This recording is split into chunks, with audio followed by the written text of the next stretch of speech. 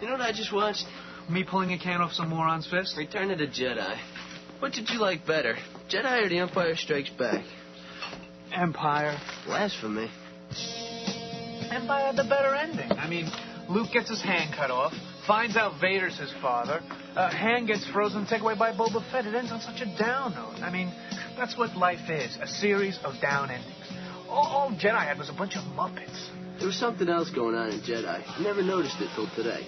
They built another Death Star, right? Yeah. Now, the first one was completed and fully operational before the Rebels destroyed it. Luke blew it up. Give credit where credit's due. And the second one was still being built when they blew it up. Compliments of Lando Calrissian. Something just never sat right with me that second time around. I could never put my finger on it, but something just wasn't right. And you figured it out. The first Death Star was manned by the Imperial Army. The only people on board were stormtroopers, dignitaries, Imperials. Basically. So when they blew it up, no problem. Evil's punished. And the second time around? The second time around, it wasn't even done being built yet. It was still under construction. So? So a construction job of that magnitude would require a hell of a lot more manpower than the Imperial Army had to offer. I bet they brought independent contractors in on that thing. Plumbers, aluminum siders, roofers. Not just Imperials. Is that what you're getting at? Exactly. In order to get it built quickly and quietly, they'd hire anybody that can do the job. Think the average stormtrooper knows how to install a toilet main? All they know is killing in white uniforms. All right, so they bring in independent contractors. Why are you so upset at its destruction? All those innocent contractors brought in to do the job were killed. Casualties of a war they had nothing to do with. All right, look. You're a roofer. Some juicy government contract comes your way. You got a wife and kids, the two-story in suburbia. This is a government contract, which means all sorts of benefits. Along come these left-wing militants and blast everything within a 3-mile radius with their lasers. You didn't ask for that. You have no personal politics. You're just trying to scrape out a living.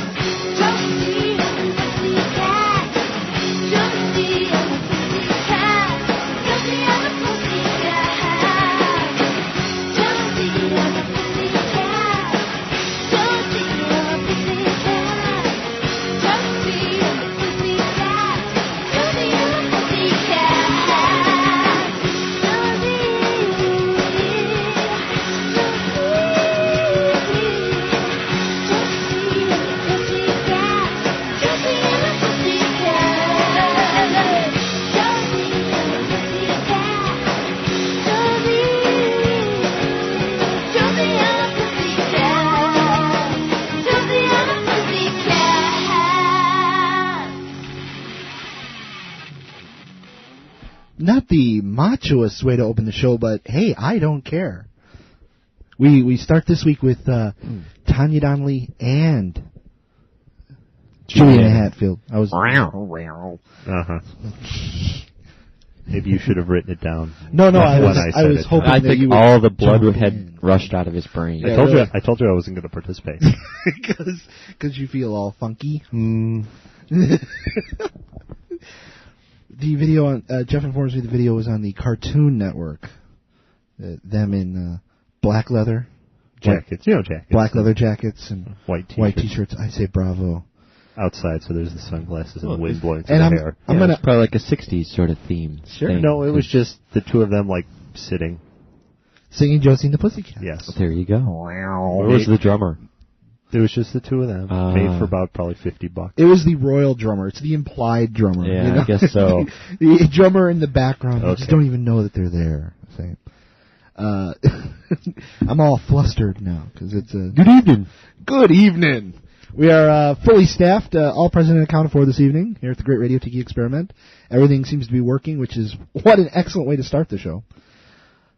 Did it not work last week? No. Did I miss excitement? No, it's just I've almost grown accustomed to the hum and the 10 to 15 seconds of glitch just after we start the show.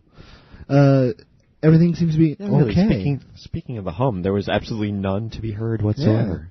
Weird. Yeah. What?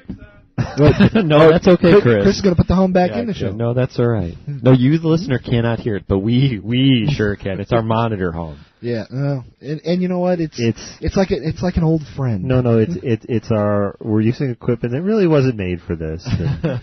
Forcing it to do things it just shouldn't do. It works. We don't know why. We don't want to know why. We're glad it works. We're happy that it works. The product is fabulous. Ali, the peas are fabulous. Yeah. I said I'm gonna do two things here at the beginning of the show. I want to out Maurice real quick. I'm gonna out Maurice by saying we were listening to the Josie and the Pussycats song, and Jeff goes, Tanya, Donelly, Juliana Hatfield. Maurice goes, now there's a sandwich. And he goes, I'm not going to say that on the air. That's too crude. Actually, that's not what I said. Wait, what did you say? I said, how would you like to be in that sandwich? There you go, my man. Coming around. The other thing I want to do.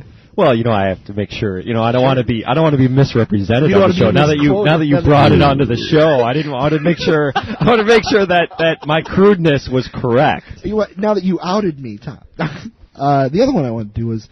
I said I was going to bitch Chris out at the top of the show. Chris didn't put the pictures up last week. They're really cute pictures of him dressed up as Washu, and what? Washu from Tenchi Muyo, and Chris as dressed up. Well, one of our fans. Did I miss something? One of the friends of the show doctored some images, and it's Chris as Washu, the female mad scientist, the greatest scientific mind in the universe. From the Tenchi Muyo animated series. And then the other one is Chris as Albert Einstein. And he Oh, is that what those two pictures are? Yeah. Oh, okay. The one that kind of looked like Albert Einstein, I kind of thought the same thing. And I'm like, yeah. And the other one, I had no idea what it was. That's because you're not a fan of the show. Canada! Different anime entirely. But we were ahead of our time then, too. We've been doing that joke for years. We've been making fun of the movie Akira for, 10 years? Who hasn't? Well, that's true. There you go. That's true. There was another place this week where we were ahead of our time. What was it? Oh, the opening. Internet. Yeah.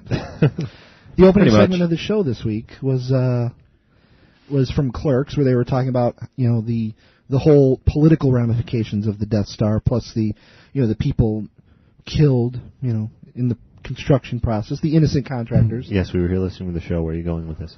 Well, I was just going to remind everyone that, on my door, to my room 10 years ago, I had the big sign that I wrote. It wasn't something I bought. I said, sociopolitically, was the Empire a bad thing? Darth Vader was a scapegoat, that kind of thing. Remember when I had that on my door? You don't remember? I don't remember that. Well, then never mind. I have no... You know what? I have no proof. Wait, Chris, you were on that floor that year. Do you remember I had that on the door? No. Maybe that was just a dream you had. No, I didn't dream it. This one I remember writing. Uh-huh. It was all part of my series of Tomisms. The things that weren't quite not necessarily untrue. Not necessarily untrue. Right. Yeah. You remember that? I remember that series. I don't remember that particular one. That was one of the series. A poster on the door. How convenient that was one of the series. It was. How horribly convenient. That was right in Maurice's artistic period, where he had his entire Flying Purple People Eater and Pepper Johnson sculptures with the meal set. That's right. Maurice chose not so much to eat the meal that we were provided, but rather sculpt with it. And this was in the college dormitory cafeteria. Grandiose works of art. They were temporary art, right? But they were art nonetheless. That garnered a following. People would show up. What's Maurice making tonight with this meal? But since we can't recover and there were no recover from it, or there were no photos, I guess we shouldn't talk about it anymore, huh? Yeah, that too is lost in time, as your Tom is. I'm sorry. In the Founding Fathers special on the History Channel, can I get James Wood to do my voice? James, never mind. I was going to do a super glue penis thing, but forget about it. I think that's James Spader. No, super glue penis. When James Wood was married to Sean Young, really, she went crazy and super glued his dick to his thigh. Oh. You've heard of this? Yes. Okay. By the way, owie. Oh yeah, she's a nutbag. That Sean Young. Because super glue. That hurts. Yeah. Well, to get rid of the super glue, you got to use stuff that burns your skin. Yeah. Either that or you just rip the skin off. All right. See, now I'm all uncomfortable. Now, and you guys stopped me from doing that penis hacking story. See. I just said owie, and I had to explain. But you could see, there are perils in showing off, knowing that you know horribly obscure things, Tom. Because then they come back to bite you. They bite you in something. Yeah, huh? You can see it. You can see it in her eyes. You watch like Blade Runner, or like even that Ace Ventura. You can see in her eyes that Sean Young is a mad woman. Like behind it, it's just there's like Dune. There's a dance. Yeah, in Dune she's crazy. There's a dancing jester. There's a court jester in her eyes. I didn't get that. Oh yeah, she's a crazy person. You look at her, she's just not right. Disagree or no? Clearing my throat. Oh, okay. All right, let us start out. Yeah, Dune on Sunday. Here. Yeah, I was going to say mentioning that till entertainment, but Dune. Anyone going to watch it? I am. Well, Chris, he's got the TiVo. I'm not good at now yet. Of course, I'm going to watch it. Here. Mediocre reviews, though. Really? Yeah, I've seen the reviews already. Yeah. Not good. Basically, they're saying anybody we trust, though. Basically, around. Who can you trust? Basically, they're saying if you know the story, there's really nothing new here, and you won't be all that satisfied. If you've never seen the story, you're not going to understand it. Okay, that's kind of a bummer for the That's producers. pretty much Dune, though. That's pretty much Dune. If you don't know the story, you won't know what the hell's going on. But anyway. Well, they won't be I fortunately read the book before I saw the movie. See, I did not. Yeah. I went to the frequent contributor to the show, Dan. We were little kids when that came out, and we went to the theater, and we were dumbfounded by the fact that they handed us a little cheat sheet with definitions and a little back history. I wish I had seen that. Yeah, I wish I'd gotten. I wish I had kept it. That'd be interesting. And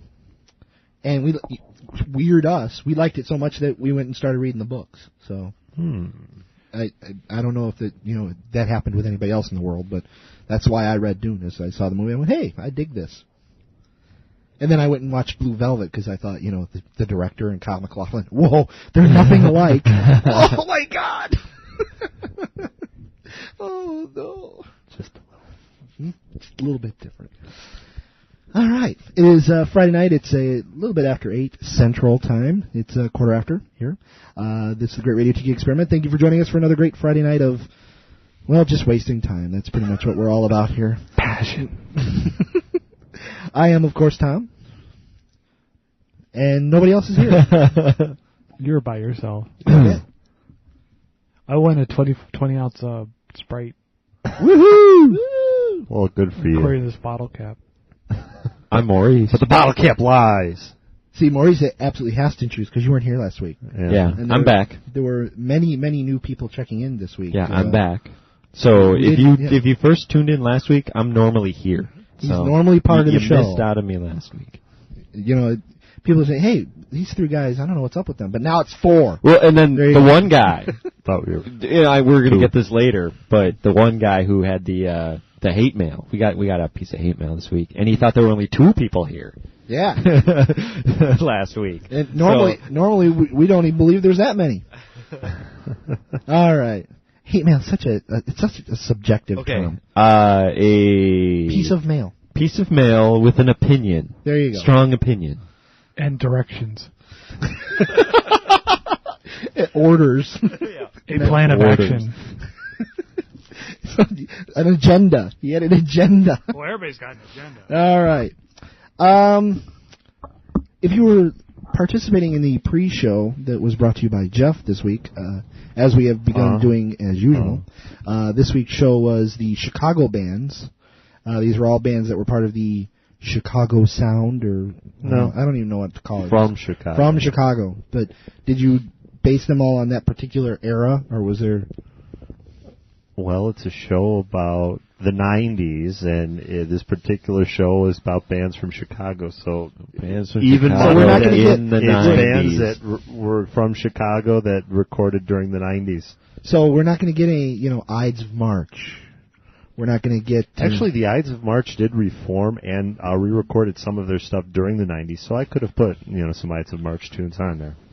That would have been weird. But he didn't think of it until you mentioned it just now.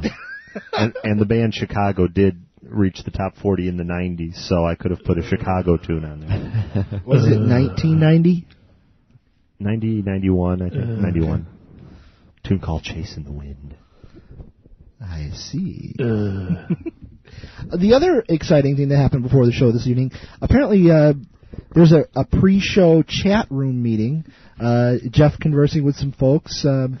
Our pals down in Texas, and Adam was there. Adam, our world traveler Adam. Where is he this week? This week I have evidence that he is in the UK. I'll get to that when Still in the UK, okay. No, he was in New Zealand. He's now in the UK. Right. But there's lots of things here. There's lots of things from Adam. He had given us notice that he was heading to the UK for a while. I was just wondering if he was still there. So actually, why don't we do that? Why don't we jump into the mailbag here? So if you're looking for Adam, he's in the UK. He can now be found. He's like Carmen Sandiego. Where is Adam this week? Or Waldo. Or Waldo. We're not sure. He is in fact in the UK. Let us jump into the mailbag because actually it was quite a prolific mailbag this week. Yes, and thank you for sending in your comments. Here. Please keep doing it because it makes the whole first part of the show, that much longer. All right, let's jump into the mailbag. First of all, let's start this week with a correction. We basically talk completely and totally right out of our ass on this show, and sometimes we're a little bit wrong. Oh, it has been known to happen. And our pal in the Netherlands, an expatriate Brit, Jonathan, our pal John Nixon, he says, Legoland is in Denmark, not the Netherlands. It's like a 5-mile trip across the strait there. They can, you're close. It's close. Can't you drive there? Yeah, they're connected. Yes, you could drive. But you can get to Denmark. You'd have to go up and down some dikes, though. Hello. Maurice will be here all week. Try the buffet. There's dikes in the Netherlands. The little boy puts his finger in the hole. In the Netherlands. And make sure you catch Maurice at his 10 o'clock show. Make sure you check the 10 o'clock show. It gets a little blue. It's a barrier that stops water from flooding the town. Oh, stop. You're killing me. He set off my... Legoland is in Billund, Denmark. Denmark and the Netherlands are not the same thing, though they are both wet and cold. This is true. By the way, if I was here, I would have said that. Really? See? Yeah. This is what you get for not being here, Mr. Concert Guy. Sorry. Mr. Concert Guy. Apart from that, thanks for another great show. Thank you for the Tom Waits. It was a birthday request, and he wanted some Tom Waits, so we played it out there. You asked what overseas listeners think about the recounts. What recounts? What are you talking about? I must have missed that story, although I did hear that the Japanese were going to send you crate loads of Viagra because they heard you were having problems with your elections. Ha ha ha ha. Oh, I like that. P.S. Oh. For those of you who didn't get the joke, think of the I did it fast. Classic. I did it fast. Stereotypical accent. Right. See, I did it fast enough so that it would be like a mind experiment. See, there we go. Well, people have not gotten us in the past. People not get us every day. P.S. If you want me to take pictures of a live sex show in the Netherlands, is Radio Tiki going to fund my hospital bills? No. Don't they have socialized medicine over there? Isn't it going to be free? I believe so. I think it's free, my man. I hear the show is from Illinois. Do you know my cousin? He lives in Dallas. This is going back to John complaining that when people hear he's from England, they ask if they know his cousin that lives in London. It's like the Gay Bob from Chicago thing. So. Yeah. Gay Bob. All right. Next up in the mailbag. Confirmation from Adam that he is, in fact, in the UK as of Wednesday. He is getting his laptop fixed, getting his shit together, and will soon be forming a Radio Tiki fan club. So thank you, Adam, and I've got other stuff to read later from him. We have a... Yeah? I didn't... Oh, sorry. You can write to our post office box in Hopkins, Minnesota. No, it's Pueblo, Colorado. Oh, well, that's different. All those people are out of jobs because of the Billings, Montana. Sure. We have a new friend in Canada, Mark Schwarzer, checking in at the show. Thanks, Mark. Hello. We also have... He just wanted you to mention his name, right? Yeah. Okay. No, well, I'll tell you. That's the next one. This is the next... No, I got that one here. That was, I wanted to read this one just because the Radio Tiki universe it's growing, it's expanding. We have our first official. Actually, it isn't not just the Tiki universe expanded, but the regular universe expanding too at an ever accelerating rate. My man, the regular universe is the Tiki universe. Get with the program. Aren't we so upset? Do we have to draw the Venn diagram for you? Big circle, little circle in the big circle. Really small circle. Well, Venn diagrams don't have to be to scale. I mean, they're certainly never to scale. We could stroke the ego a little bit and do it a big circle and a big circle. And what would be the point? Stroking the ego is something we do every Friday night, right about 8 o'clock. Join us here with the Great Radio Tiki Experiment. No, I wanted to read this because it is I like to do first official mails from other countries, and we've done our first official mail from. Hello. We've done our first official mail from Israel. This week we have our first official mail from Norway. Hello to our new friend Trond Janssen. Where are we going to get the big map with the thumbtack? We got to start putting the push pins. Push pins. Point of order, Chris. What? Get a map for the studio. That's not a point of I'll order. have to dip into the petty cash. That's an action item for Chris. That's an action item. I'm sorry. I'll have to dip into the petty cash for that. Doesn't Amazon provide our petty cash? Hello. I just dropped 80 bills on a new sound editing program. So. Wow. Ooh. Chris, dedicated to the cause. All right. Oh, dedicated to his time. Yeah, I would like to have some of my time back. Yeah. Another piece of email coming over, and this one I really enjoyed. I was on vacation this week, and I happened to be online when this showed up, and it was kind of funny. It's written in very large type with many capitals, so I want to read this in the way that I feel it was intended to be read. Hello, chaps! We are two limey, groovy hipsters listening to your show tonight from our home in Manchester, England. Bravo. Hello, Manchester, England. We just wanted to say hello, and where the hell are you? New York, L.A., Chicago? We don't know of any other places in America. We are, in fact, in Chicago. That's okay. Most Americans don't know of many other places in America. Truth. You know, and most of the people in New York and L.A. don't know about Chicago. So, you know, it's a whole thing. Anyway, we think you're great. Please mention us on the air if you're doing a shout going out to type of thing. Shout going out to our friends. Yo, yo, yo. Yo, yo, homies. Stella and Brett out there in Manchester. That's where all my... Wasn't it? You know, I think the style in which that was written, I think they just got back from a rave or something. All right, raver's cool. Didn't he give a last name there? No. No. Oh, I thought there was a... Yo, Manchester is where all my music comes from.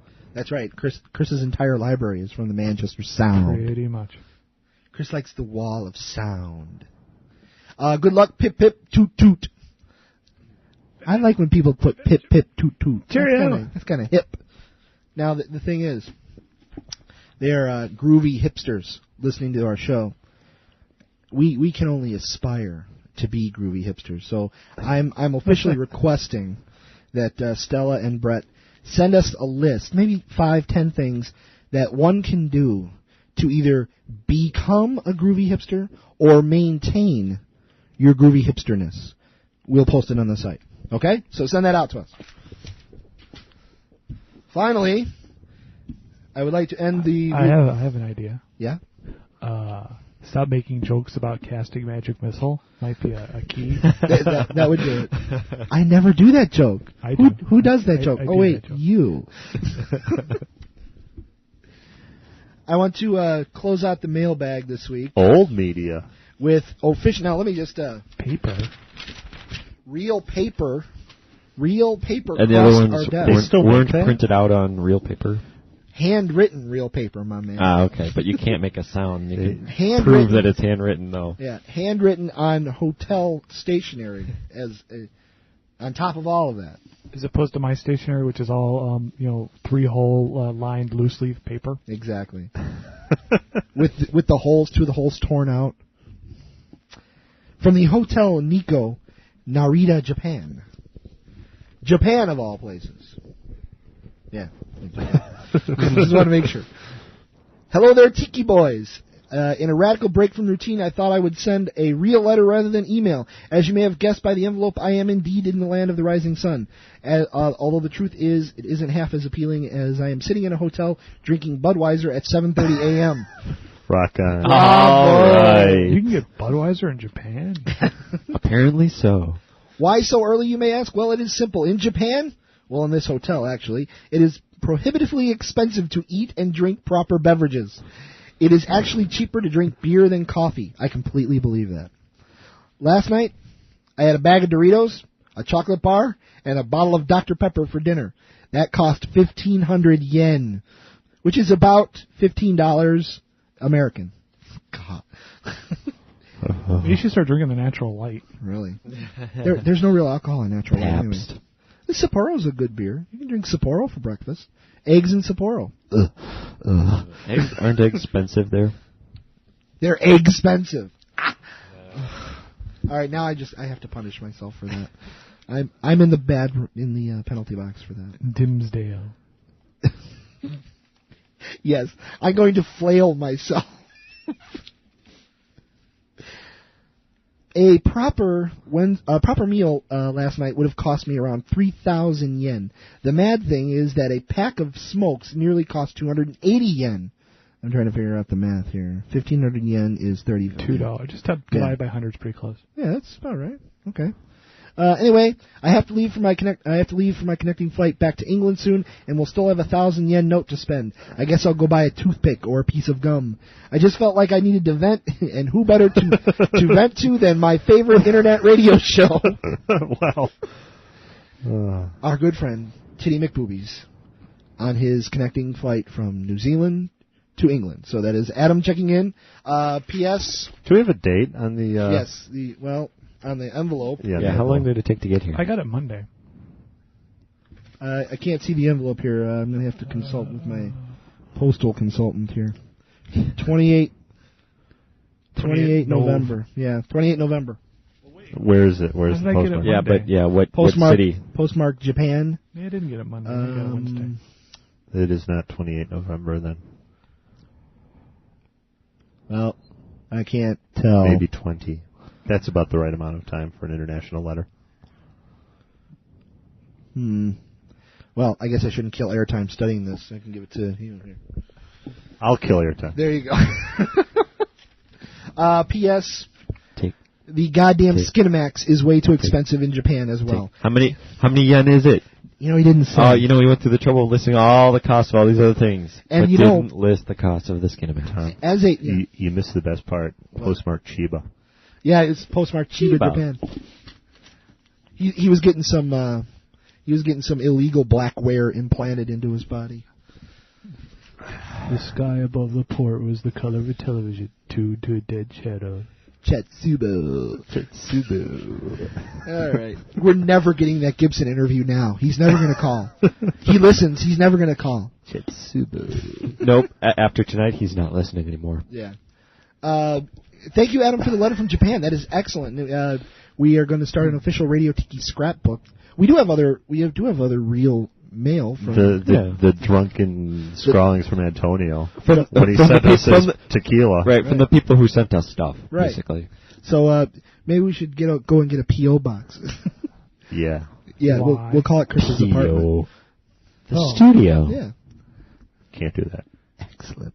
Why do we need a P.O. box? You want to pay for it? No, not at all. Okay. Never mind. We'll keep having stuff sent to the studio. My address is readily available to resourceful individuals anywhere. There you go. So studio. Not that Chris is challenging anyone. It's not real hard. It's 1600 Pennsylvania Avenue, Washington, D.C. 01222. Really? Wow. I'm not sure on the zip code. No, the zip code would be 220 something. Yeah. Well, as exciting as that is. Other listener things to can we take start the show, really. please? Want to say I hit record on the VCR. Yeah. Want to say hello to Accolade and apologies to Chatroom. Apologies to Pix. I had made arrangements to be in the chat room on a certain day, and I went shopping instead with my family. So, mucho apologies. Dick. Yeah. Lo siento mucho. All right. Yeah, I guess we can start the show now. Okay. Hit record on the VCR. All right. Click up little boxes. Last week, play the opening. Turn down the studio monitor. Yeah, really. Last week when we did the show, we talked very briefly. No, was it last week or 2 weeks ago? We talked very briefly about how we have no president. We still have no president. No president-elect. I don't know when it's going to end. It's never going to end. That's all I have to say about that. No big loss. Yeah. Yeah. I can wait for it to finish. We have a president right now. Yeah. We just don't have one for January 21st or whenever he's supposed to. 20th when he's sworn in. The 20th is inauguration. 20th? He said the 20th. The 20th. Yeah, it's going to be a fun 4 years. It's going to be a wacky party. I have some comments about the store, and I think people all around the world will know what I'm talking about, so I think it's okay to talk about this. The Ikea. I'm a big, giant fan of Ikea as of this week. Why? Yeah, why? Because he lives in the suburbs, has a wife, a minivan, and a kid. That's why. No minivan. Or, I mean, a SUV. SUV. Even worse. No, it's better than the minivan. He's becoming the person that he ripped on for all those years. You sold out. And don't you even try to deny it. You sold out. Now, first of all, becoming the person I ripped on all those years, I prefer to think of it as selling out. No. I have yet to begin selling out. I'm not above selling out, but selling out includes making some sort of profit for selling out. Haven't gotten there yet. No, I call it, instead of selling out or becoming those things that I ripped on, I call it surveillance. I call it infiltration. I'm going in to let you know what it's like. You know what I call that? Bullshit. Bullshit. Bullshit. I have to tell you about why I love the Ikea, though. I think I hit it right in the head, actually. No. You can get Swedish stuff, like food and stuff? Yeah. I mean, well, the food is part of it. Do you get Swedish fish? You can't get Swedish fish. Swedish massage? You cannot get Swedish massage. Then what's the point? Oh, my God.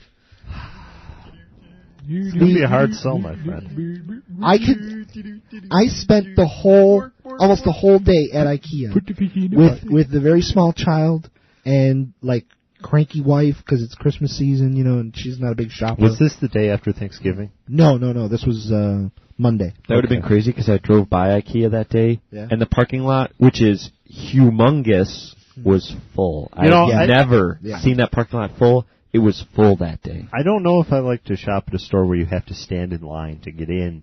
Well, none of that happened. First of all, if you go during the week, and I'm going to laugh like I'm kidding, Chris. Do they have the velvet rope? You can come in. You look like you have money. You're cool. You're cool. Oh, wait, you look Swedish. You go in this door. Okay. I'm tall. I'm blonde. I'm set. Yeah, Chris and Jeff could get away with the whole Swede look.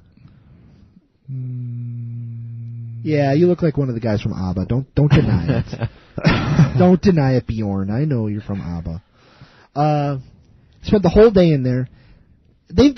First of all, they've got an excellent play area for the daughter. put her in there. You can nearly forget about her. Is it a big room of balls? Yeah. I mean, a big, giant room of balls. I mean, the balls were 2 feet deep. Put the daughter in the balls. Didn't you lose her in there? Yeah, all you saw was her little hair sticking out, wandering through these balls. Every once her hands would come up, and she wandered through, but she looked like a periscope.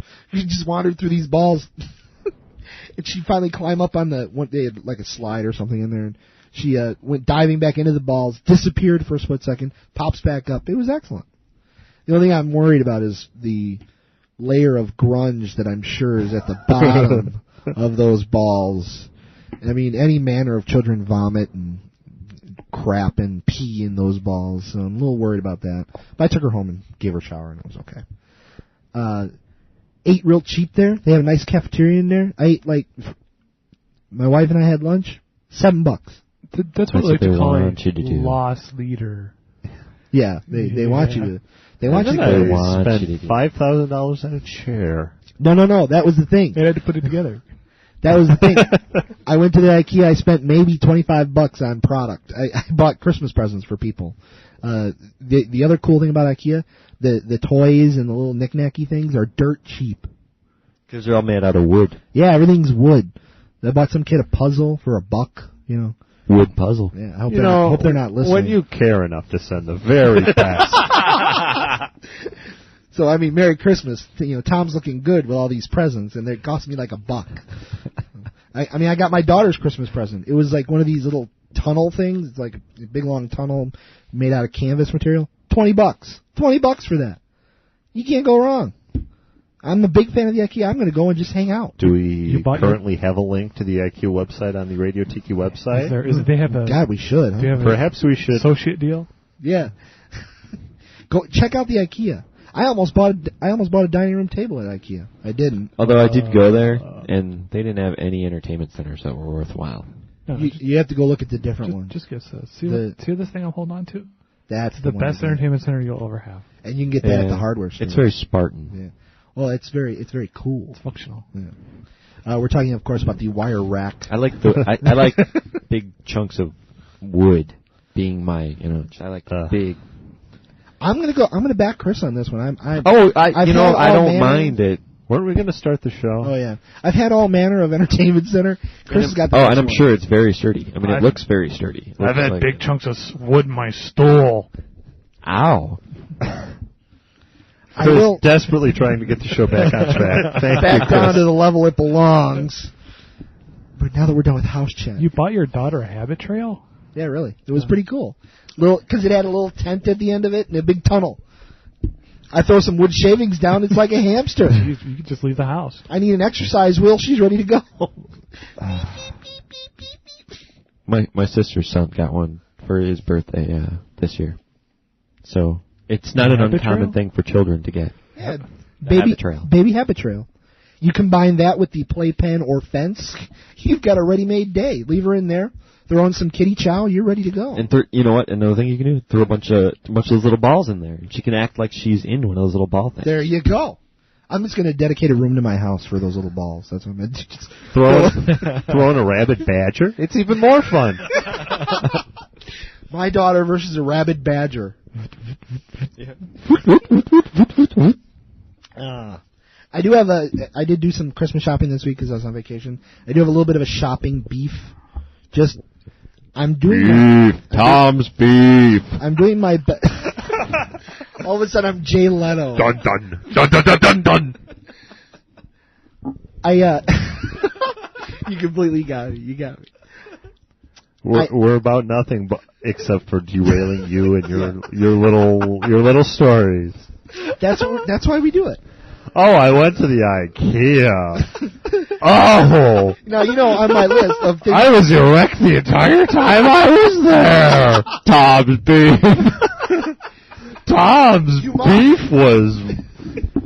You mock, but the IKEA was a fabulous experience, and I highly recommend it to anyone. Is that where you're going to start spending date night? Way back when I had date night, you guys made fun of that, too. No, date night will be spent pretty much just watching TV now. No, I have a shopping beef because I've decided that... Tom's beef!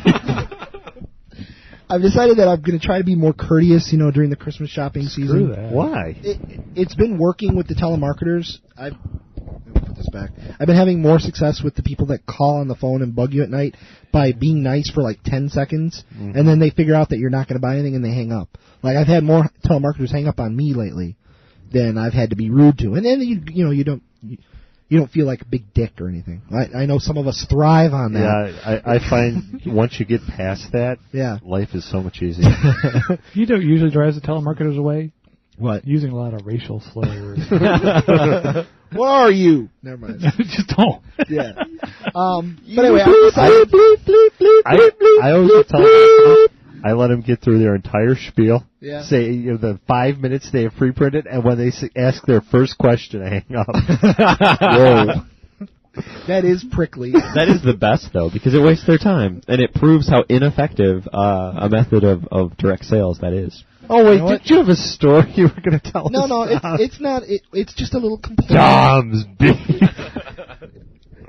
So part of my whole plan to be courteous, I was on an elevator in a mall, and I have the stroller, which, as a side note, the stroller itself is an excellent all-terrain vehicle full of. So you got one of those packages. things? You got one of the ones that's like the huge, super deluxe ones? No, nothing like that. I just with the big wheels? No, I'm using the stroller for more things than I'm supposed to. Like I had Alex completely buried in packages and coats and. That voids the warranty, Really? Yeah. It's not like I have a warranty on it anyway. Tom's beef. I have no warranty on my daughter's stroller. That was Tom's beef. So I'm on the elevator, and I get this big, heavily laden stroller, and there was somebody behind me on the elevator and somebody in front of me on the elevator. How big is this damn elevator? It's a mall elevator. It's one of those big, Which mall? giant...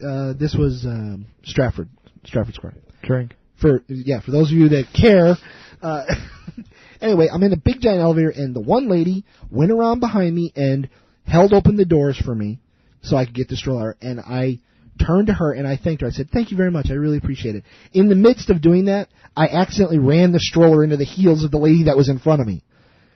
Oh, no. I'm like, and she looks at me like I'm the Antichrist. Like, how dare you? And I said to her, I said, "I'm very sorry. I was, thanking this one lady for holding the door for me, and I inadvertently ran into you." And she looks at me, she goes, "You certainly did, and I didn't appreciate it." I'm like, oh my God. I started out by telling you I'm sorry. My whole evening was ruined. Bet she's from Bloomingdale. I don't know. The rudeness of people sometimes astounds me. Astounds me. There's my beef, Jeff.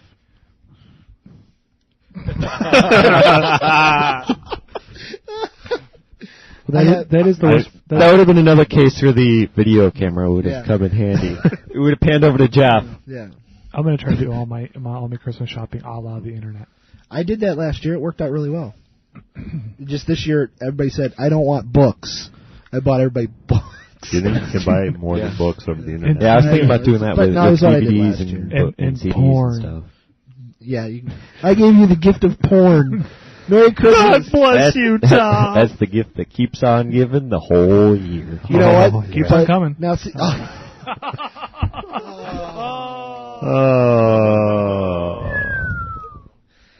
See, I was gonna say I don't want you thinking of me every time, every time you. We're looking at that clock in the wall. All right, why don't we do some music before we have to think about the gift that keeps on giving? All right. While Chris gets the song ready, I have one small little driving in thing. It's not a beef. I have a quick one too. I'm going to interrupt you. Okay, you go ahead. I'm getting off at the toll booth. There's 3 toll booths. Yeah. And the one guy a guy which had cut in front of me earlier. Yeah. He's going to the right toll booth. Yeah. And I'm going to the left, and then of course there's one in the middle as well. Sure. I noticed as I'm coming up the ramp that the one on the left is already green because someone had probably thrown extra change in there for the next person. Sure. This guy goes from all the way on the right side because apparently he saw it too and cuts into my lane again. The lack of courtesy. Takes my free toll. I could have just driven through, but no, then I had to pay. You drove through anyway, didn't you? No, I paid. The lack of courtesy. Yeah, no, that's not. It's the Roselle exit. But you do want to throw a thank you out to the person that threw it. Oh, yeah. That was very kind of whoever did that. Merry Christmas. And it would have been great if I could have received that gift. You know what? It was but it was taken from just for you. It was me. I saw you. It was me. No. I have a similar event getting off the highway to get to the studio for the show. Studio? Tom's Pasta. Okay. I don't know. It's getting to be Christmas time around here, and the suburbs. Not out by where I live. The suburbs where we happen to be located, the suburbs of Chicago. Some people go a little ape shit over the decorations, and there are certain villages or areas. I know what you're talking about. There's certain villages or areas where all the houses on the block or in a 3 or 4 block area get together and they all decorate in a theme, and there's all these lights and there's a line of cars waiting to get in and out of this neighborhood just so you can drive through the decorations. And there's several of these on the way to the studio. I almost said Chris's apartment. Studio. The studio. There are 3 different areas. There's Candy Cane Lane, there's Toy Soldier Lane, and then there's Christmas Village. And it's just these friggin' people that put together all these lights. The exit I have to get off of is right next to one of these areas. Yeah, but the whole ramp is blocked off. The whole ramp is blocked off. So now, starting next week, I'm going to have to find another way to get here because I was easily 10 minutes later than I should have been. Mm-hmm. Merry friggin' Christmas. You're listening to the Great Radio Tiki Experiment, www.radiotiki.com.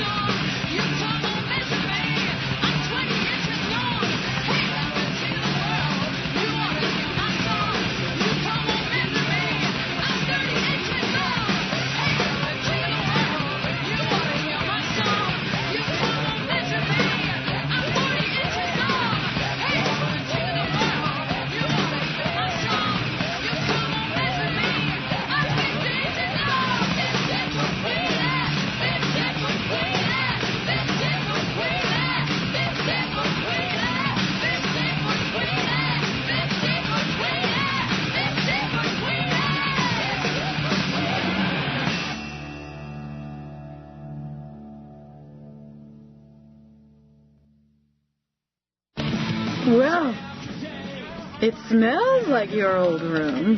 Hey, guys, what's going down? You know, I think this might have been my crib when I went here. It's crib now, right?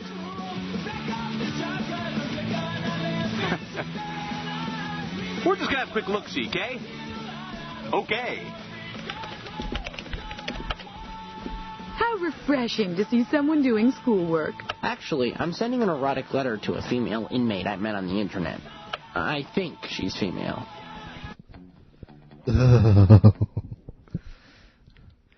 We have an extended long opening segment, and then we follow it up with a 2-minute song. Nobody has a chance to do anything. but that's okay. I wanted to, before we got into the hard news, there was a couple things we needed to do. We didn't talk about the site, didn't talk about IRC or ICQ. We should probably get those things kind of out there. You know what else we didn't talk about? What? The Encore channel. And you know what? We didn't talk about it at all last week because you weren't here to do that. So let us... Just had to whip it out. Any more yuppie stores you shopped at you want to talk about? I did go to the Bombay Company in Mall. Looking for a chest. Sorry. Thank you for the gratuitous nipple, Jeff. Anyway. Again, the camera in the studio. Sure. www.radiotiki.com is not just a website, it's a home for all of you fans of the great Radio Tiki experiment. This time of year, everyone wants to get together and have a little Christmas confab, holiday party, what you will. Now you can do it thanks to the IRC channel. The IRC is available at irc.radiotiki.com. Go into the room, Radio Tiki, or whatever you want to call it. Join Radio Tiki. Every once in a while, you can find us there during the week. I was not there at all this week. I was on vacation. But Jeff was there just before the show. Well, I don't know if Maurice has visited the chat room yet. Not except after the show. I did that 2 weeks ago after the show. I was posing as Chris for a little bit. Sure. And we have the chat room open during the show. So if you want to get together and talk about how we're sucking tonight, that would be a good place to do it. The other thing that we have going, especially for the live broadcasts, well, actually only during the live broadcast, is the ICQ. That if you have a message for us, a story to contribute to the show, something that you need Chris to get immediately, that's probably the best route because the chat room is something that he can't really pay attention to and, run the whole show. So if you got something important for us right now on the show, a piece of information or a comment, best bet is to go through ICQ. If you'd like to talk to Chris or one of us during the break or each other, the chat room is the place to be. So be sure to check both of those out during the live broadcast. Chatsubo. And there better be no one in the chat room with the nickname William Gibson because we know you're faking. Yeah, because we know him. We know we're tight with Bill.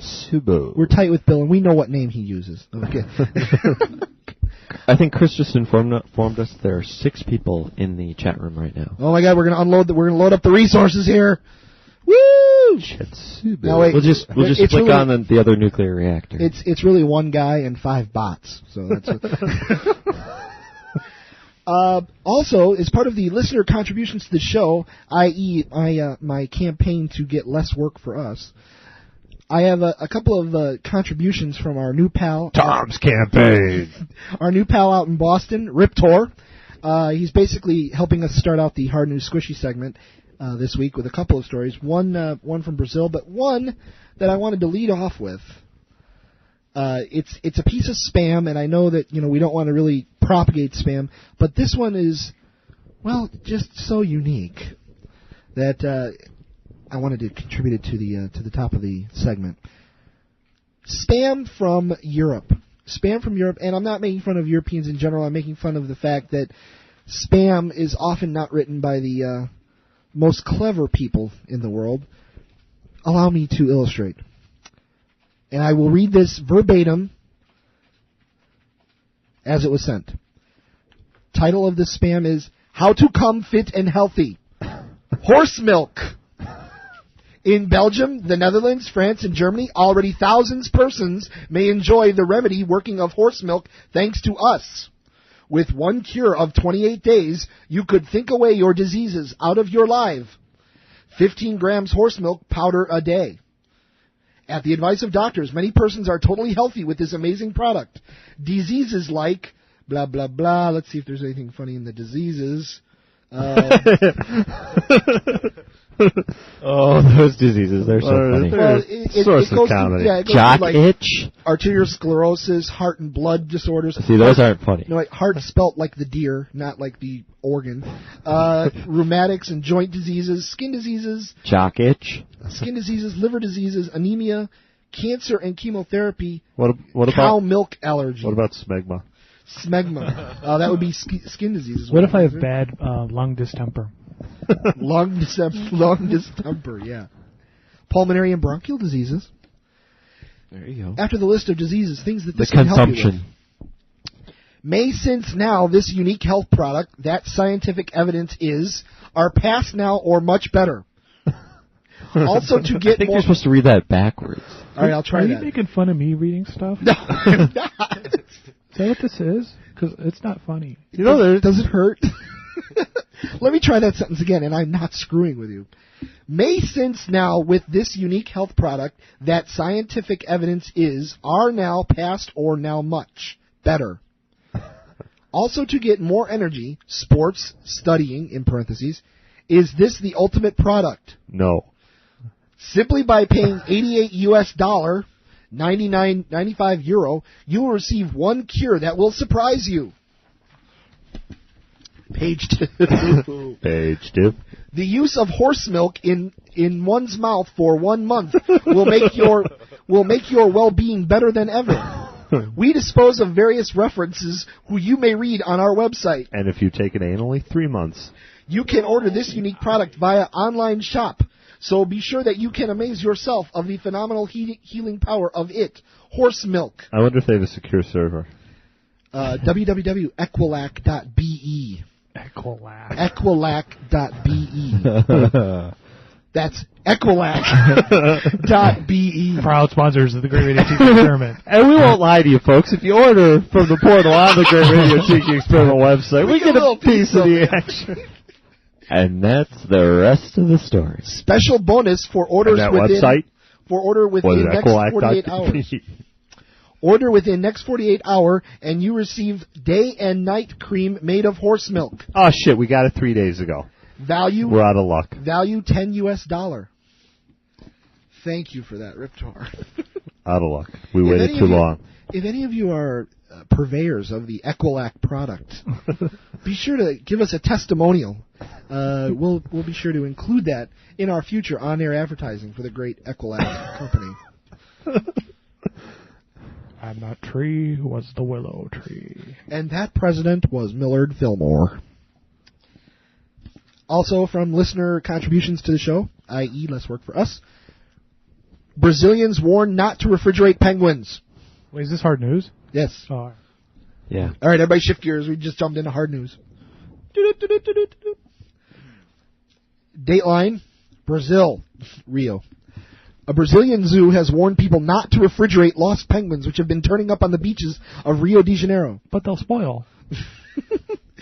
Residents of the city were surprised when penguins started to appear on the beach after they got lost looking for food.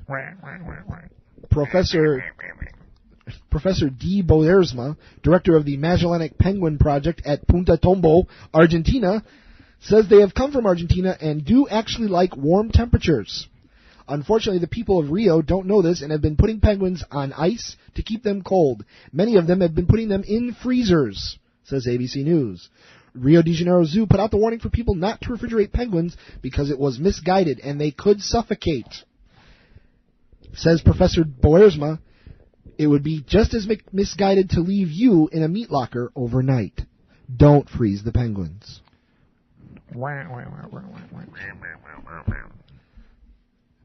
See? I didn't have to think of a story yet. Next up on the Hard News Squishy, Chris? I'm no vampire, official says. He's no vampire. Most people think of their treasury ministers act like vampires, but at least one Italian thinks his looks, oh geez, bad Reuters day. But at least one Italian thinks his looks like one too. Taking part in a live internet chat on Tuesday, Treasury Minister Vincenzo Visco. Hey, Vincenzo Visco! Hey, Chicago, bang bang. Responded to an online participant who said he looked like the legendary blood-sucking Count Dracula. The comparison may have been prompted by Visco's sunken eyes, his teeth-bearing grimace, but the minister rebuffed it. There's not that much in common, he wrote. Blah, blah. Blah, blah, blah, blah. I take that last part back. Blood, blah. Oops, did I say it out loud? Oops, sorry. Dracula was a count. I am modest bourgeoisie.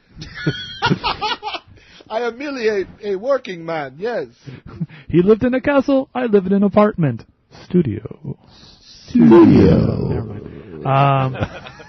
The only thing maybe in common, maybe the eyes, but Dracula's were a sign of the times. Mine are the result of 12 to 14 hours of work a day. And our taste for blood. And emphasis on day. And my severe anemia, which requires much blood transfusion, yes. And there's that coffin I sleep in. So I like to sleep in a box. That doesn't make me a vampire. Visco, who just... It's an oxygen tank, really.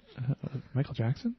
Visco, who just oversaw a budget set to return billions of dollars to Italians, which is like quadrillions of lira, said the comparison might have been more apt if Dracula, rather than have been... Oh, jeez. You all right over there? Said the comparison might have been more apt if Dracula, rather than having been a vampire.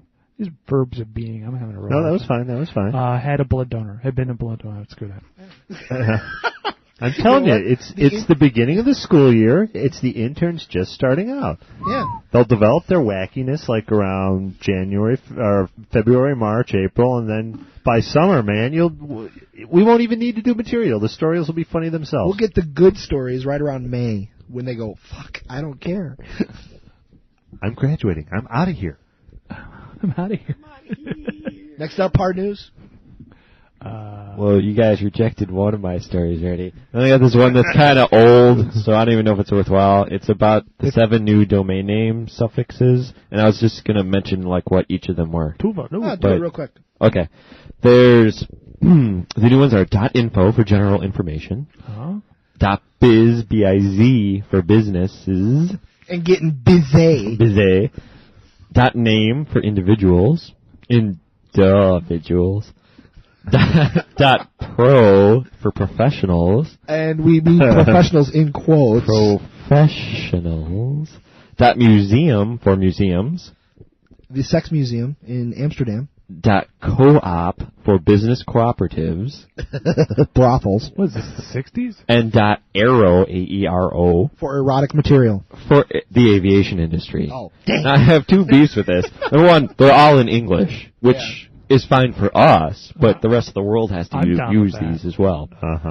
And number 2, aviation industry, is it really that big that they get their own domain name It's suffix? also very international. I think that's the reason why. I voted for .stupid, but...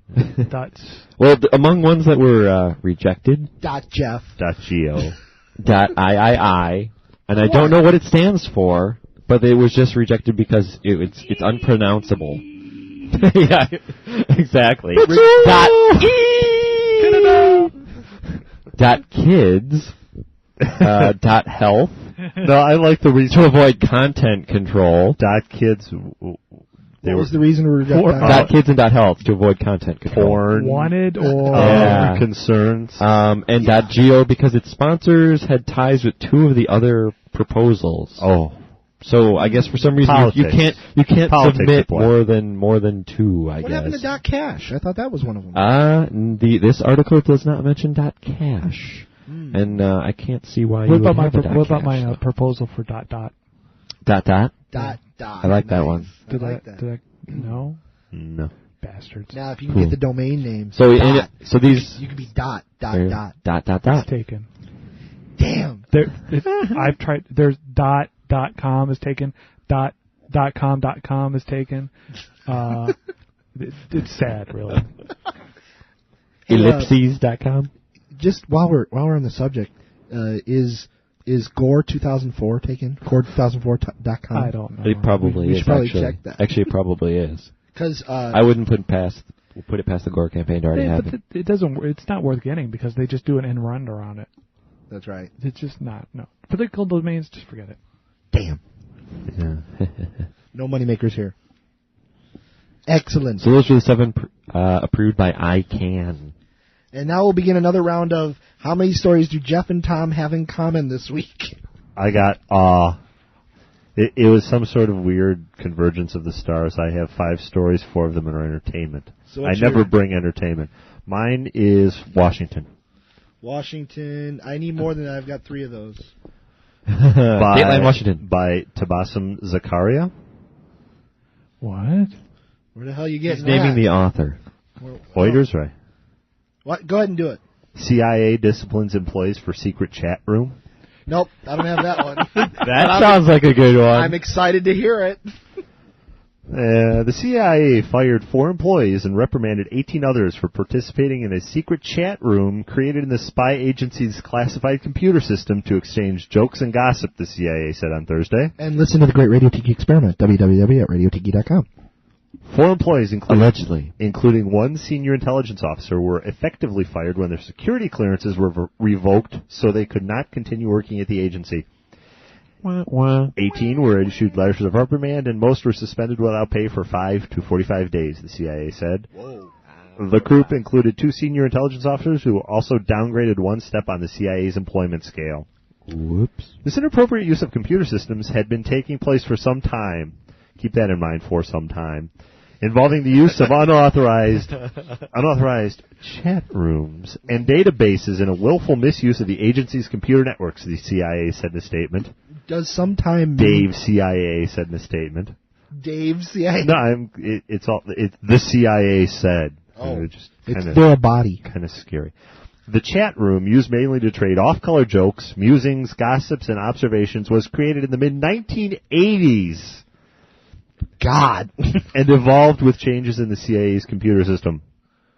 About 160 employees were involved over the years in the by invitation only chat room. Do you dare? Which was discovered during routine security checks. Somebody got dissed and pissed off. That's what happened. 15 years after it was created. Routine security checks, which apparently occur every 15 years. Keep that in mind, all you potential mitnicks out there. If you want to break into the CIA, they only check every 15 years. Allegedly. The investigation of the chat room found no unauthorized disclosure of classified information. The CIA said. Yeah, so actually, if you want to trade off color jokes, sure, you can break into the CIA and do it. Excellent. There's a chat room available. They're not using it anymore. An intelligence officer said on November 12th, after the existence of the room was first reported by the Washington Post. Those buzzkills. They're ruining all the fun. That the employees involved had been informed about the investigation in May. Members of the chat room would vote on whether to include a new member, who would then be sworn to secrecy and even required to sign a secrecy agreement not to reveal the existence of the chat room. Chris? Yes, Chris? Nothing. Another point for the having the camera, because Chris had the shifty eyes going there. We're never going to get a camera in. The CIA also revoked the security clearances of 9 contractors and gave 79 employees with minimal involvement letters of warning or security briefings. And it will go in the permanent file. 8 employees were exonerated, the CIA. The CIA said. See, you said they had been doing it for some time. Uh-huh. See, I was going to suggest way back when the internet was like a DARPA project, the 60s, but I had no idea it was the 80s. The nice little quote on this. The issue of misuse of computers by CIA officials has been in the spotlight since the revelation that former CIA Director John Deutsch wrote classified material on non-secure home computers that were also used to connect to the internet. And chat rooms. Yeah, I was going to say the epilogue to that story, Deutsch was using AOL to do that. Yeah.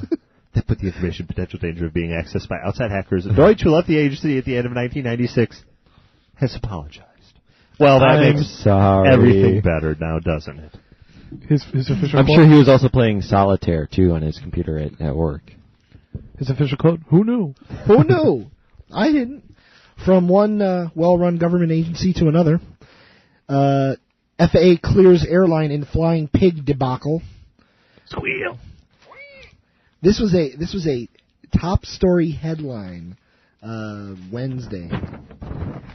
FAA clears airline in flying pig debacle. Aviation regulators said on Wednesday that U.S. Airways did nothing wrong in allowing a 300-pound pig to fly first class. 300 pounds? He had a seat. To fly first class last month from Philadelphia to Seattle. I had heard this story, but I didn't hear it was a 300-pound pig. The porker named Charlotte, owned by a woman with a heart condition. Get it, Charlotte? I get it. That's some pig. Owned by a woman with a heart condition, says the animal's presence helps relieve stress. Charlotte ran squealing through the 757 cabin upon landing, disgorging feces as it went. Relieve stress. Yeah, she laughs. Look at that. That disgorging feces, that wasn't an editorial by Tom. That's in the story. The FAA Philadelphia Flight Standards Office decided the pig complied with the Department of Transportation's policy on allowing individuals with a disability to travel with their service animals. This was not a service animal, people. Well, she claimed it was. Read on, and her doctor claimed it was. That was the problem. Yeah, Dr. Al Bendova. The FAA has no recommendations on how to carry pigs in the future. The carriers will have to cross that bridge when they... Oh, sorry. The carriers will have to cross that sty when they come to it. Disgorging feces. U.S. Airways and its employees acted in a reasonable and thoughtful manner based on a legitimate request to transport a qualified individual with a disability and her service animal. Airlines need only credible verbal assurances that the animal was a legitimate service animal. That's my seeing eye dog. Said it was implied that the animal was trained and would be under control. Basically, we accepted the woman at her word. But U.S. Airways spokesman David Castlever said future requests for service animal travel would be carefully evaluated. An incident like this will not happen again. You can rest assured that U.S. Airways is very interested in the quality of travel. Any decision you make regarding bringing an individual animal on board the aircraft, you'll have to consider the safety factors in the future. Will U.S. Airways accept a pig in the future? You'll have to evaluate that upon its merits, said Castlever.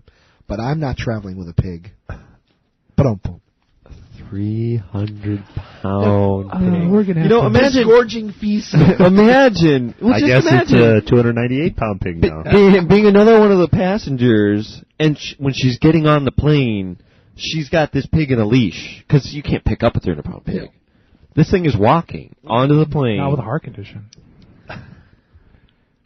Did we miss the fact that I said the pig sat in first class? I'm going to murder somebody if I find a pig sitting in first class. But yeah, if you're a coach. I'm back in steerage. If you were a coach, I could understand.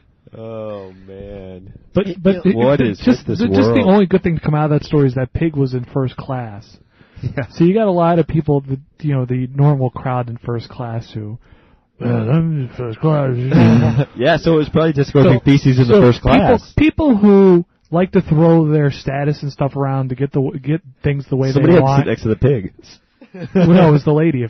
First class is always... Oh, that's right. First class is only 2x2 leather seating. Someone had to sit across the aisle from the pig. Maybe the pig had the window seat. He could have, but he did run up and down the aisle of the plane. Yeah. But the first class, you just anytime when you're boarding the plane, you have to walk by them. They're, just carefully reading something, not looking at you. They don't want to make eye contact. And just the fact is that behind you is a pig that's going to sit next to them and just. Hey, Tex, wait do you see what's coming your way? Must be nice to be able to show $1,200 for a pig. Yeah, that's a little weird. Wow. She had a heart condition. 300-pound pig. And I'm sure that pig helps so much. Apparently. Speaking of the best that our country can offer. Quarters? No. Ted Turner. Ted Turner suggests that the presidential election should be a runoff. CNN I thought you were going to say he was going to suggest that it should be colorized. No. Yeah. CNN founder Ted Turner has there should be more color in the election. I think that's the problem. Thank you, Jesse. A way to end the political wrangling in Florida, declare the U.S. presidential race a tie and hold a national runoff between George W. and Al Gore. Let's face it, it's I'm sure Ted Turner said statistical. Testicle. It's a statistical tie. That's what you'd call it if it was a sporting event. I have a baseball team. I know sports. Whoa. Actually, that's what you'd call this if it were a Senate race in many states, or if it were a governor's race in many states. You'd call it a tie and you'd have a runoff because neither candidate got 50% of the vote. I think we should have a runoff. Neither one got a majority of the votes because Ralph Nader and Pat Buchanan screwed it all up. I think we ought to amend the Constitution so this doesn't happen again. Then if we don't have a winner with a majority, we can have another election a few days later, and another one a few days later. Of course, Ted Turner's a nut job, yeah. Did you see Muammar Gaddafi said that they should share power? That whoever was declared the winner should have the other one as their vice president? See, now what bothers me? That's the way it works. What bothers me is that I suggested that the night of it. I said, you know what? That one of them should just have the other in their cabinet. So you agree with Muammar Gaddafi? That frightens me that I agreed with. You and Muammar Gaddafi are on the same page. And I believe the founding fathers agreed. Yeah, that's right. That is how the first couple elections went. The guy who came in second was vice president. Until like the 12th Amendment or something like that. Until they decided that they wanted a party system. A partisan there's party still no. There's nothing about political parties in the Constitution. Well, right. I know. But at some point, some politician said, "Hey, I want to have this party, and I want it to have power. I can't do anything if my vice president is of another party." I blame the Whigs. Tories, the Labor Party. Damn them all. U.S. goes crazy over quarters. Crazy over quarters. Parents stumped over what to get their youngsters for Christmas might consider cold, hard cash. A nice, shiny 25-cent piece. Grandma got you a quarter. Here, son, here's 2 bits. Have a nice year. An estimated 4 out of every 10 of the more than 276 million Americans, many of them children, are collecting commemorative quarters that are being made as part of a 10-year program to create 25-cent coins honoring all 50 U.S. states, a U.S. spokesman said. The U.S. Mint said. It's now an 11-year program to honor all 50 states and territories, but nobody seems to mention it. Well, it's going to be territories, too. I got to get a new quarter book. Damn it. Yeah. Can I get D.C.? Guam. Yes, Guam. D.C.? Guam, D.C., Puerto Rico, and... Virgin Islands? Tuvalu. No. U.S. Virgin Islands. Easter Island? No. 2 years ago, you wouldn't have considered U.S. coins as competing with Pokemon. Pokemon. Aye. Mint spokesman... Canada! Mint spokesman Michael White said on Thursday, referring to the Japanese trading cards that caused a stir among kids around the world several years ago. You know, if you're going to have a spokesman for the U.S. Mint, I think the name Michael White is just so appropriate. Hi, I'm bland. My job is bland. I work for a bland agency. I'm so happy that you want to talk to me. Would you like to sit and talk about the history of coins for a few hours with me? Please don't. I never have any visitors. Please don't go away. Let's start with the rock rings traded by Polynesian peoples. Whoa. Okay. The impact of this program on coin collecting has been phenomenal. It's phenomenological. White said it's taken coin collecting mainstream. Did I already read this one? No. It's taken coin collecting mainstream. It's gotten a whole younger generation of people interested in collecting. And interested. Interested. Unlike Pokemon cards, which you can put in the spokes of your bicycle. Yeah, okay. Which at the height of the craze were selling faster than stores were able to keep them in stock. White's assured that there are plenty of quarters to go around. Keep buying them. We'll make more. Before the state quarter program started, the Mint typically made between 1.5 billion and 2 billion quarters a year. That's a lot of quarters. This year, the Mint produced 6 billion quarters, and another 7 billion will be likely made next year. That's $1.5 billion. Wow. So does that mean that the earlier quarters will be worth more? I'm a little concerned. Because there's less of them? Some quarters may be worth 25 cents in the future. Weird. Since it only costs 5 cents for the Mint to produce every quarter, the government is expected to make $8 billion by the time the program ends in 2008. Wow. It's like printing money. Hey, wait a minute. I get it. It's like printing money. Oh, never mind. For diehard collectors, the Mint is also selling spoons, watches, desktop paperweights, golf divots, keychains, bookmarks, and jewelry, all featuring the state quarter. I'm thinking they do not know what a golf divot is. It's that little piece of ground that like the sod that you hit up with your club. Perhaps it's a typo. They meant divot replacer, that little metal thing. I don't know. The next quarter, honoring New York, will come out on January 8th and will feature the Statue of Liberty and the Erie Canal. So it's everybody's favorite so far.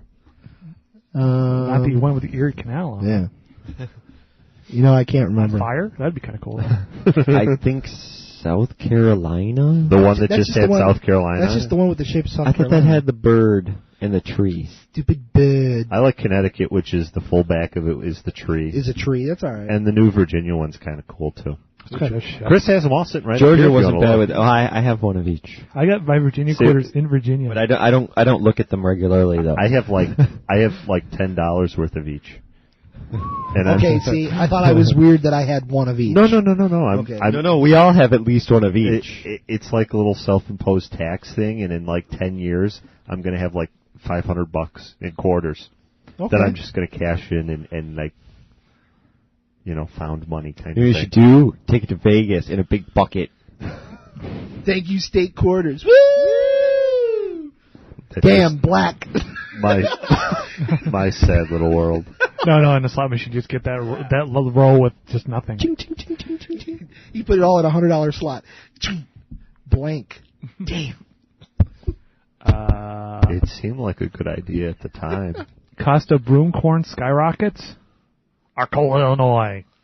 A local story. Broom corn prices are shooting up, and that's having an effect on East Central Illinois' broom making industry. Broom corn. It's making it's a major problem for us, said Tim Monahan, president of the Thomas Monahan company of Arcola, which supplies broom makers with broom corn. Monahan said his company is paying about $1.75 per pound of broom corn, up from $1.29 9 months ago. Is this a trading on the commodity exchange? No. Right next to the orange juice. Yeah. Please stop me from reading this. You know why? Chris, stop reading. Jesus, Chris, stop. You know why? There's a 3-page story on broom corn. Okay. because of that genetically engineered yellow corn. Yeah. The sweet corn. It's good to eat, and you can sweep the floor with it. Well, no, because they're pulling all the yellow corn off the market because some of it got mixed in with that genetically engineered stuff. Corn. That stuff that may possibly not the same kind of corn. Different corn. Yeah, but people are using other kinds of corn. No, it's not the vegetable corn. It's not a vegetable. Oh, broom corn is not a vegetable. Broom corn is not a vegetable? Isn't corn a fruit? Or whatever. It's not the edible thing. I think we can turn the mics back on. Something completely different. Okay. Chris, you had your hand raised? I think he was going to make the same point I just made. So why were you reading that story? Because welcome to the fevered mind of one young Chris. It's a 3-page story on broom corn prices. That in itself merits attention. From the News Gazette. That probably is on the commodities market, but there's probably one guy who does the trading. Hello, Earl, broom corn. I got some broom corn futures to trade. No. March broom corn is up 3 cents. That guy. Anybody? That one guy is sitting pretty. He cornered the market. Now the prices are all up. He's a genius, that guy. Limit up. Mm-hmm. Swedish council worker loses expenses on sex appeal. I was going to print that one out, and I said, there's no way in hell Tom is not going to print this out. Thank you very much. Why waste paper? Here. And you know what? I almost didn't print it out because I thought you would. Stockholm. That would have been Sweden. awkward. It's like an O. Henry story. And I got you a watch chain, and you sold the fucking watch. Asshole, I want a divorce. Look at that was the unpublished first draft. Yeah. Well, I certainly can't love you, bald woman. Cut off all your hair. Jesus, what did you do to your head? I guess I could just cram these combs I bought you right up my ass. His publisher said, Can you touch up the story a little bit for us? Could you make it a little more up?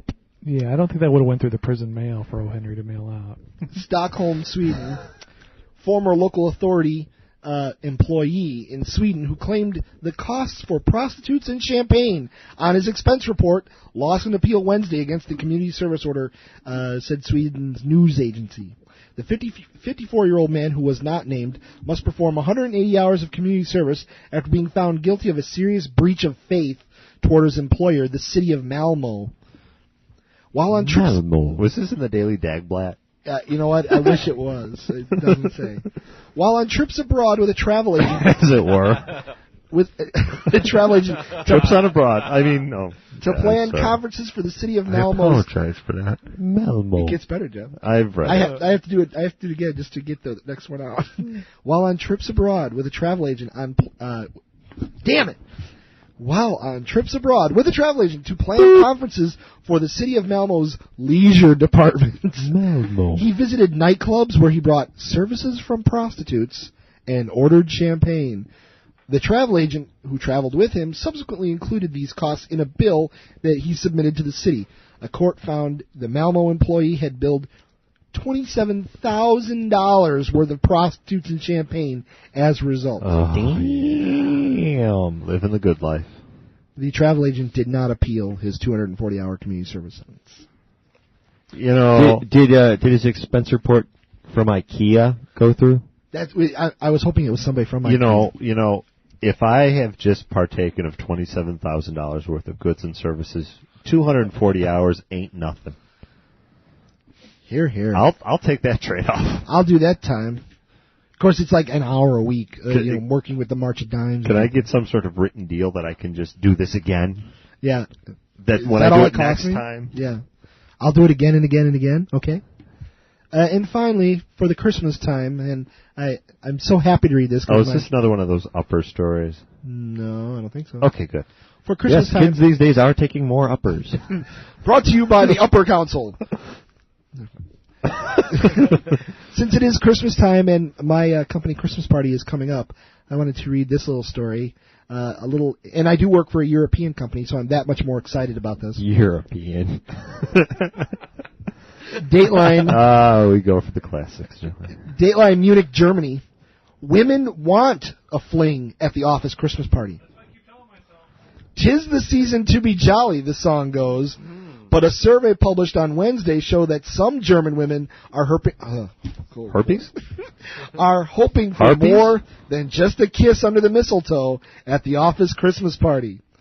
The Berlin-based polling institute Forsa, foreplay, said the survey showed 7% of women... A whopping 1 in 14. 7% of women claimed they regularly use the office get-togethers as a chance to be unfaithful to their partner. Only 1% of men, on the other hand, owned up to playing away from home at the company gathering. Well, yeah, you think they're gonna... They're not gonna admit it. I think they're gonna admit it. Duh. 9. No, I do not do that at the Christmas party. You don't have any pictures, do you? What's his camera? What is that? What's this? I went to one of my company Christmas parties, and the only people that were really, like, partying down were, like, the mailroom girls who got completely and totally trashed and then just, like, danced all night. Oh, mailroom girls. Hey. Just danced. Where's this at? This was a couple of years ago. This is where you work? Yeah. Do you need a companion for your... long-time male companion? You know, it's another strange rule at my company. Spouses and significant others are not invited to the Christmas party. Only employees of the company can attend the Christmas party. What about consultants? At the time, yes. If they're employed by us at the time, yes, they can attend. Freelance? You know what? I don't think we'd take it freelance there, Skippy. All right. When we break this up with a little music, we'll come back. We'll whore ourselves. We'll do some entertainment.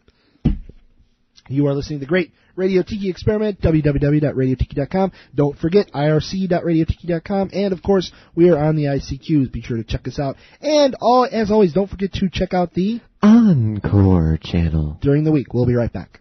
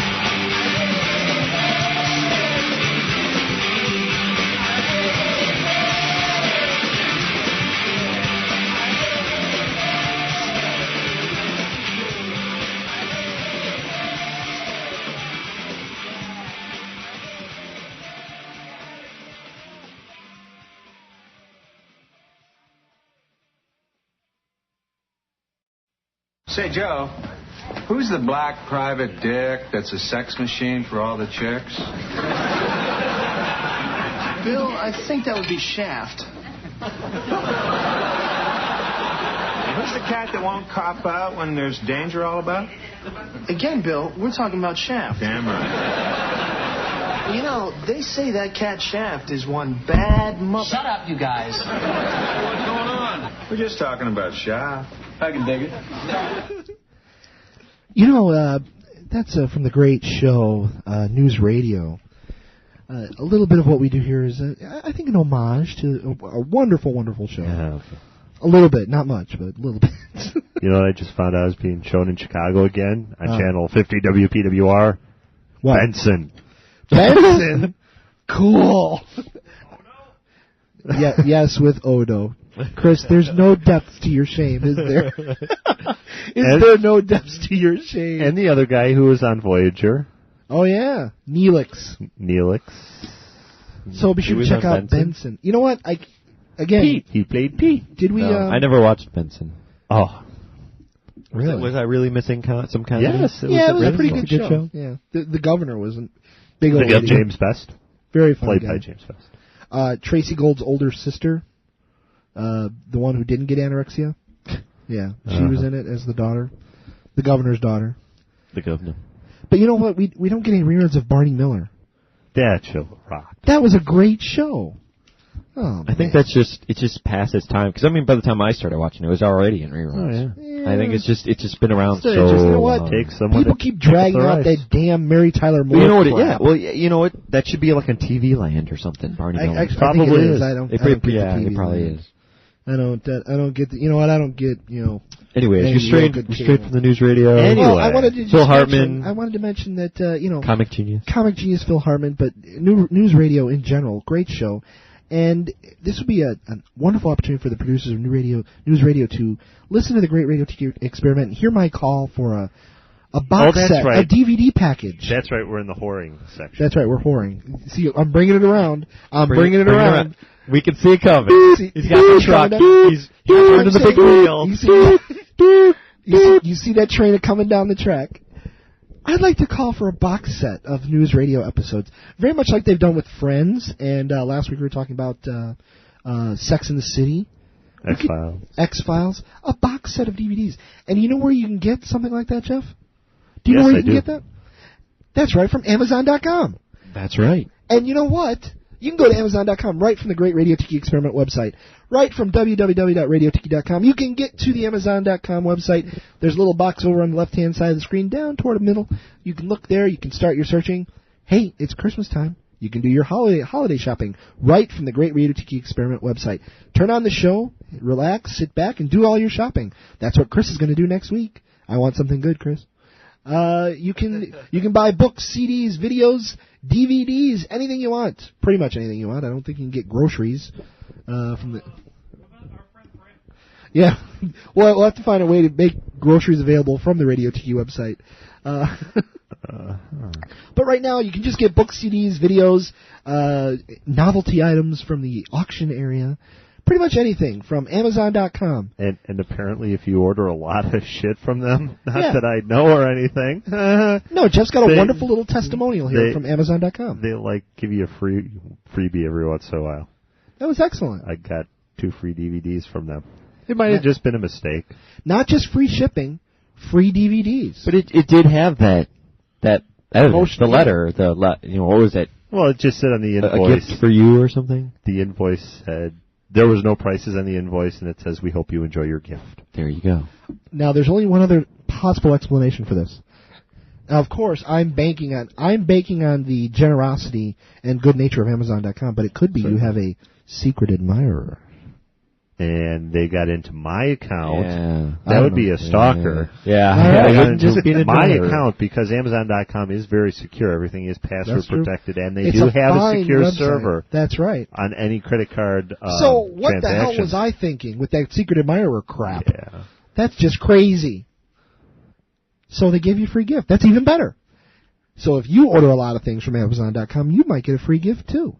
And if you order that from the Great Radio Tiki website, we'll get a free gift too. Oh, yeah. I'm not going to lie to you. We get fat 5%. Woo! 5% of everything you purchase goes right to the Great Radio Tiki Experiment, and that'll allow us to do things like buy more cables. An adapter. Send out things with a stamp. Maybe make more Radio Tiki CDs. Press more CDs. We have 2 of them now. Woohoo! Maybe we should hoard that a little bit. We now have available Volume 1 and Volume 2 of the Great Radio Tiki Experiment, Year 1. Looks like 1 year will be like 3 CDs, right? Is that about how it's going to work out, I think? Maybe, actually, yeah. Chris, I hate to take you away from what you're doing over there. Chatroom boy. Chatting with Monster Kill. No, I'm doing production work. Oh, Chris is, engineering and producing the show. Desperately downloading songs. Well-oiled machine that is a Great Radio Tiki Experiment. Behind the scenes. There was something I was going to ask him. I completely forgot. Oh, well. 3 CDs. Oh, yeah. Chris, do you think the show will be 3 CDs for the year, you think? No. Really? It'll be over 3 CDs? 3 CDs for... What are you talking about? Well, since we started the show in February. We won't fill up a 3rd CD. Oh, okay. Not this year. All right. No. Well, that's 2 more months away. No. Okay. Well, 2.5 CDs for a year. If you would like to get your own personal copy of Volume 1, Volume 2, email us. We'll arrange something. That's I happen to have access to a multi-CD copier. Oh, wow. So we'll be doing our own production work. Copy this! Hurry up! Damn it, the boss is coming! We have a new little toy at the office. You just want to play. I did play. I copied an AOL CD just for shits to see how quick it would work. That is gratuitous and completely unnecessary. They reproduce themselves. There are literally millions of AOL CDs out there, and you went and copied one. And it was one of those little credit card size CDs, with the edges cut off. Oh. So I would copy that onto a big old honking regular size CD just to test out the new device. Way to go, Tom. If you desperately wish to own your own copy of Volume 1, Volume 2... Make us an offer. Make us an offer. We'll talk to you. But that's not part of Amazon.com. That's not available from Amazon.com. Yet. So, now the whoring is over. On with the show. And I'd like to, again, compliment our wonderful, incredible cadre of listeners. Wonderful. I'd like to lead off the entertainment section with a story from our pals down in Texas, collectively known as K-Page. A TV producer remarks on air about woman's breasts. A producer on Canada's Broadcasting Corporation, CBC, didn't realize, with an S, that he was on air when he made admiring comments about the breasts of a leading politician's daughter-in-law. Oh, no. Whoops. The unidentified producer made the remarks on Canada's election night about the former beauty queen Juliana Day, daughter-in-law of Canadian politician Stockwell Day. Hey, and I quote, "This is Logan Day's wife. I've never met her, but apparently she's got tits that would stop an employee then cut off the feed." He was cut off by a vigilant. Stop a someone was quick on the button. Wow. Someone was really quick on the button. The producer thought he was only on an internal microphone to a media pool feed, but instead his comments were broadcast across the West Canadian province of British Columbia. Oops. CBC says disciplinary action is being considered. Lynn Renault, of course, news director for Vancouver TV, said the station was deluged with complaints almost as soon as the comments went out. I got 40 phone calls in 10 minutes, but the language that went on air was beyond our control because it was a pool feed from the CBC. CBC executives had discussed the incident and issued an official apology for what it called inexcusable language. That quote again. No, I'm a little confused. Was he referring to the daughter of the politician or the wife of the politician? Daughter-in-law of Canadian politician Stockwell Day. So I'm guessing Stockwell Day is Logan Day's father. Okay. He said bad names from science fiction novels. I know we have. It's like Logan Day's Run. Nice. Did they put on their vision goggles? Julian Thiessen Logan Day. Day's Run. They kill you when you get to be a 34C. What?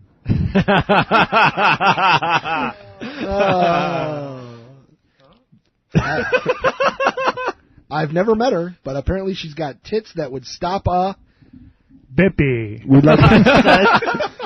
I said Bippy. We'd like to invite you, the listener, to fill in the blank. Please send us what her tits could stop. Send us we'll have a contest. All right. I have to dig out my crap here. Oh, Jeff's got You should check the chat room real quick just to see if anyone has any ideas. Her tits could stop a what? We have a story here about a friend of the show. Friend of the show? Friend of the show because he provides us with so much wonderful material. Travolta's unlucky tax numbers. Bravo, John Travolta! Woo-hoo! It was a face-off, get it, between John Travolta and the IRS over unpaid taxes, and the feds got the better of the match. The Get Shorty star has acknowledged he shortchanged the government and agreed to pay $607,400 in back taxes, but no penalties, according to a settlement filed in U.S. tax court in Alexandria, Virginia. Alexandria, Virginia, hello. That's about half of the $1.1 million the IRS had claimed Travolta had owed for 93 to 95. Of course, the actor can afford it, blah, blah, blah. But I gave all my money to Scientology. It's a charity, isn't it? Honest. He has reportedly been trying to dodge the tax man for more than 5 years, according to the LA Times, which obtained a copy of the 2-page tax settlement. The actor got into trouble when he tried to lower his tax bill by claiming $2.27 million in unspecified losses over 3 years in a company called Atlow. Atlow. Times reports Atlow is a so-called S corporation, set up wealthy people often use to gain tax breaks. Although the exact improprieties weren't enumerated, the IRS disputed Travolta's claim, saying in court documents that the actor's income in 93 and 94 should have been $2.2 million and as much as $4.7 million in 95. Records also show the IRS was unhappy. They were sad. You don't want to make those guys unhappy. About Travolta claiming an additional $50K in unspecified deductions in 94 and 95. See, he was itemizing. That was the problem right there. He's got $200,000 for entertainment. Under the compromise agreement, the big unlucky numbers Travolta has agreed to pay up to settle his back taxes are $150K for 93, $248 for 94, and $209 for 95. Well, nobody involved had any sort of comment whatsoever. Nobody has anything to say. What about the CIA? Or the IRS? They were unhappy. Oh, that's right. They were unhappy. They were so unhappy they couldn't comment. Recurring friends of the show. I know that several months ago I said, I am now killing this person, this story. We're never going to do another story on him. Because I thought... Arrested. I thought he was going to be fine. End of story. I thought he was going to be fine. Robert Downey Jr. charged with possession. You dumb fuck. Idiot. Do you have his quote there? Does it? You know what? I have two different. Does he say, "I'm a sick man"? No, that's the only thing he's allowed to say. His quote was, "I'm in trouble, aren't I?" You idiot. Dumb idiot. Was he nude playing the bongos when they found him? No, that was Matthew McConaughey. Robert Downey Jr. was arrested and charged with possession of cocaine and methamphetamine, crystal meth, being under the influence of a controlled substance and committing a felony while out on bail. He was freed Sunday on $15,000 bond. The arrest came just 3 months after he was freed from prison on a previous drug conviction. Idiot. Dumb. Downey's latest run-in with the law coincides with a major victory for the actor in his bid to maintain his freedom. The state Supreme Court last week denied a request by prosecutors to review that the ruling in the actor's August 2 release was that the court had made a prison sentencing error. However, they overturned this. Assistant Attorney General Jeffrey Kana, what an unfortunate name, told Reuters that the High Court's decision leaves the state with no further right to appeal Downey's release and renders the appellate decision final. Oops. It's a moot point now. Yeah. The question is moo. Downey's lawyer, Robert Waters, Okay. So the decision also means Downey will no longer be out on bail at the time of his arrest, which would negate one of the current charges against him. Oh, well, there you go. Waters says Downey was not subject to any parole or probation violation conditions. BS. Meanwhile, Downey returned to the set of Ally McBeal, where he has been a recurring guest star this season as the love interest for the title character played by Callista Flockhart. Let's see how fast they write his character out. Oh, yeah. During a conference call with reporters, Fox executives left open the possibility of extending his role beyond the 8 episodes that he has already filmed and 2 additional segments that he has agreed to make. Nobody closed the door on the possibility of his coming back later in the season. However, right now, all bets are off. Whoa. There could be more. We don't have a deal with him inked yet. But only if he's not locked away. Asked about Downey's latest legal troubles, Fox Entertainment President Gail Berman said, We have our wishes and prayers with him, but we have a television show to produce also. Stone cold bitch. Isn't he getting really close to the 3 strikes and you're out? Yes. I think so. I mean, doesn't he go away for life? In California, yes. This is either 2 or 3 already. So if it's 3, he's out. Oh, side note, David Spade attacked by... Oh, no, actually, it's only 2. David Spade attacked by an employee in his house. He got a taser to the chest. There you go. Taser. Use a taser. Taser. Jeff, what do you got over there? Spin Magazine's Album of the Year. Album of the Year? Your Hard Drive. Oh, was that Performer of the Year? I don't get it. No, that was Album of the Year. Really? Your Hard Drive. Oh, that's I don't have that one. Because of the Napster. The digital download proves so revolutionary it will have a longer legacy than any single piece of music released in 2000. What industry-sanctioned album could compete with 20 million Napster users collaborating on the greatest mixtape never sold? Wow. Spin so down with the street. Yeah, and I have a celebrity birthday today. Is this celebrity I know birthday? it's a new kind of something we don't do. Bette Midler, happy 55th.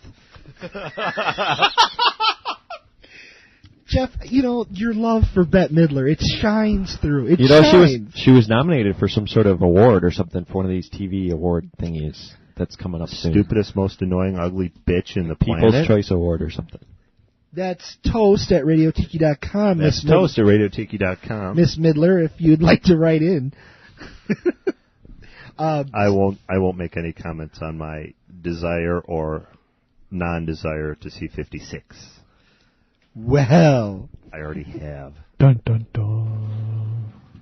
For Crispy.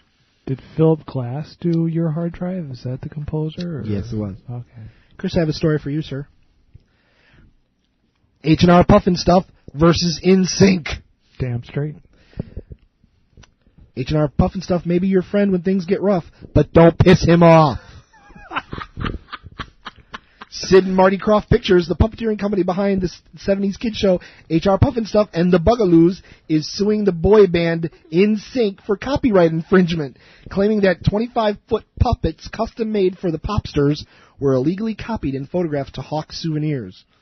Lawsuit, blah, blah, blah. Krofft Pictures said it was cut out of the souvenir profits. That's the sweetest plum! After creating a Goliath-sized puppets of the 5 teen idols for their performance last January at the AMA Awards. The American Medical Association? According to the suit, photos of the giant puppets were later used on the back of NSYNC souvenir programs and the Backstage Pass laminates without the company's permission. In this case, Krofft Pictures claims that there were strings attached. As owners and copyright holders of the puppets, Krofft granted permission to display them only during the AMA performance. And if any future souvenirs were based on the puppets, the suit claims that band manager Johnny Wright told Krofft Pictures, "Don't worry, you're in on any and all merchandise." In quotes. They had these puppets made on pretty short notice so they could be used for the performance. The suit alleges that Krofft received puppet requests from NSYNC just 10 days before they were perform Bye Bye Bye at the AMAs. And they worked round the clock, 24 hours. We really bent over backwards to keep this out of the papers and not file a lawsuit, but we weren't making any progress. The suit names all 5 band members, including the dreamy Justin Timberlake, in the lawsuit. Blah, blah, blah, blah, blah, blah. Meanwhile, it didn't say dreamy, did it? No, I put that in. Okay, because you find him dreamy, don't you? I do. I have a thing for Justin Timberlake. Call me. Meanwhile, in other NSYNC news... Wait.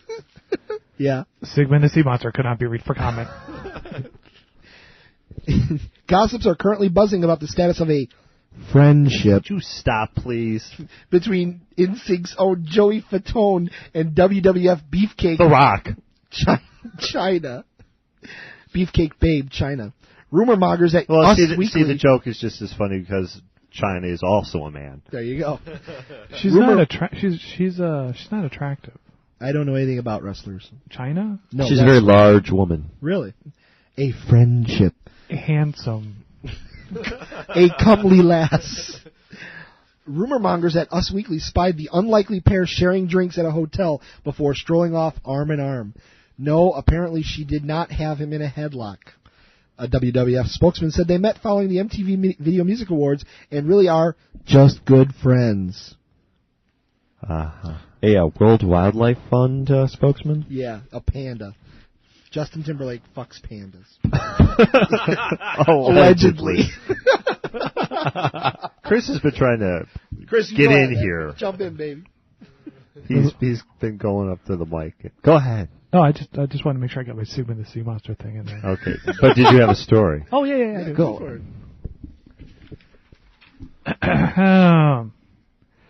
The national network, TNN, Nashville, which is trying to transform itself into a country-oriented cable channel to a general entertainment outlet, i.e. not NASCAR, will boldly go where no one has gone before.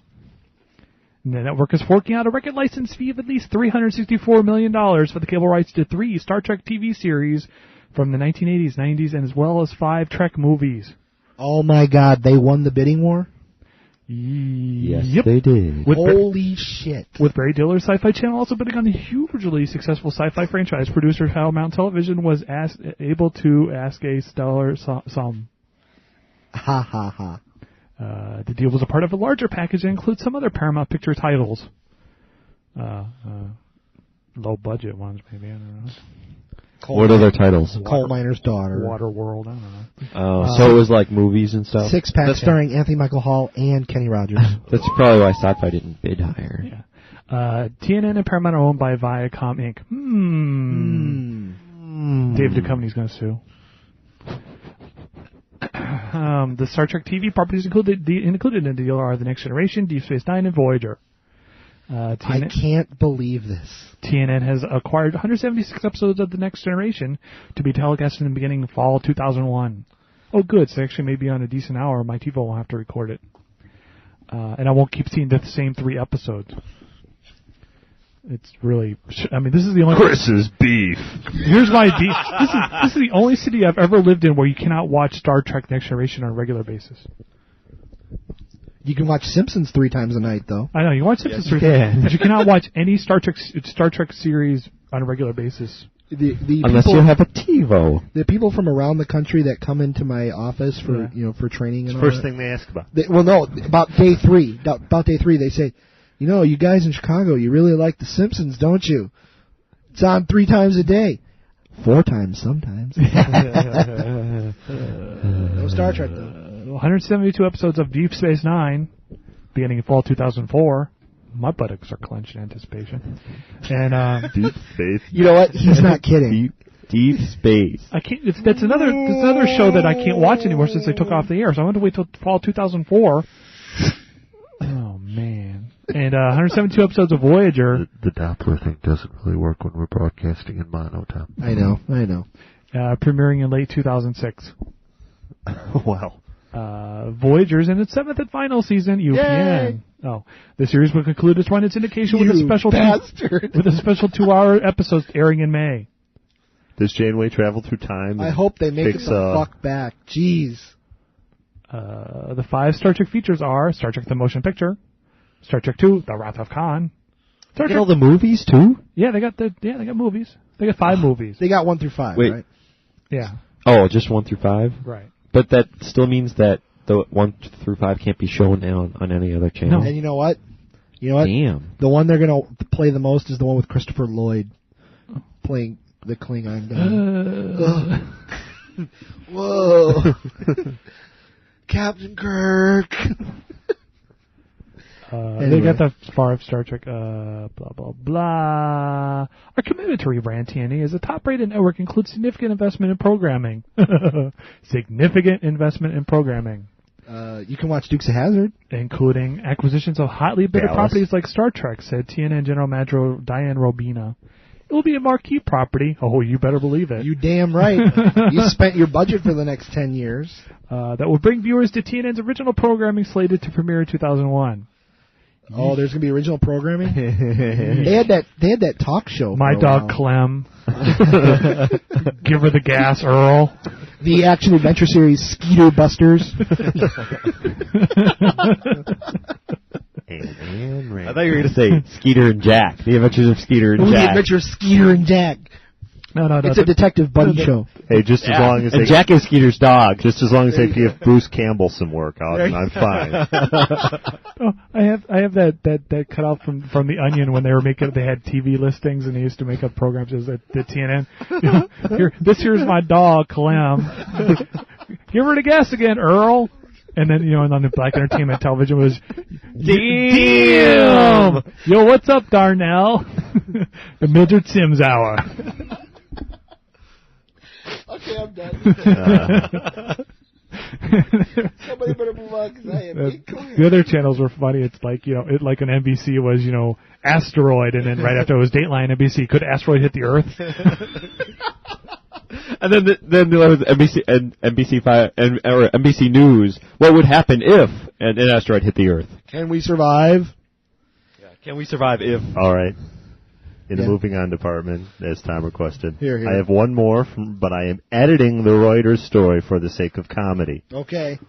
So if you're following along on Reuters, don't. He's taking out every other word. I'm taking some out. Rapper Old Dirty Bastard nabbed. ODB. Dateline Philadelphia. Rapper Old Dirty Bastard, who vowed to live on bird seeds while eluding police in New York and L.A., landed back in custody, police said on Tuesday.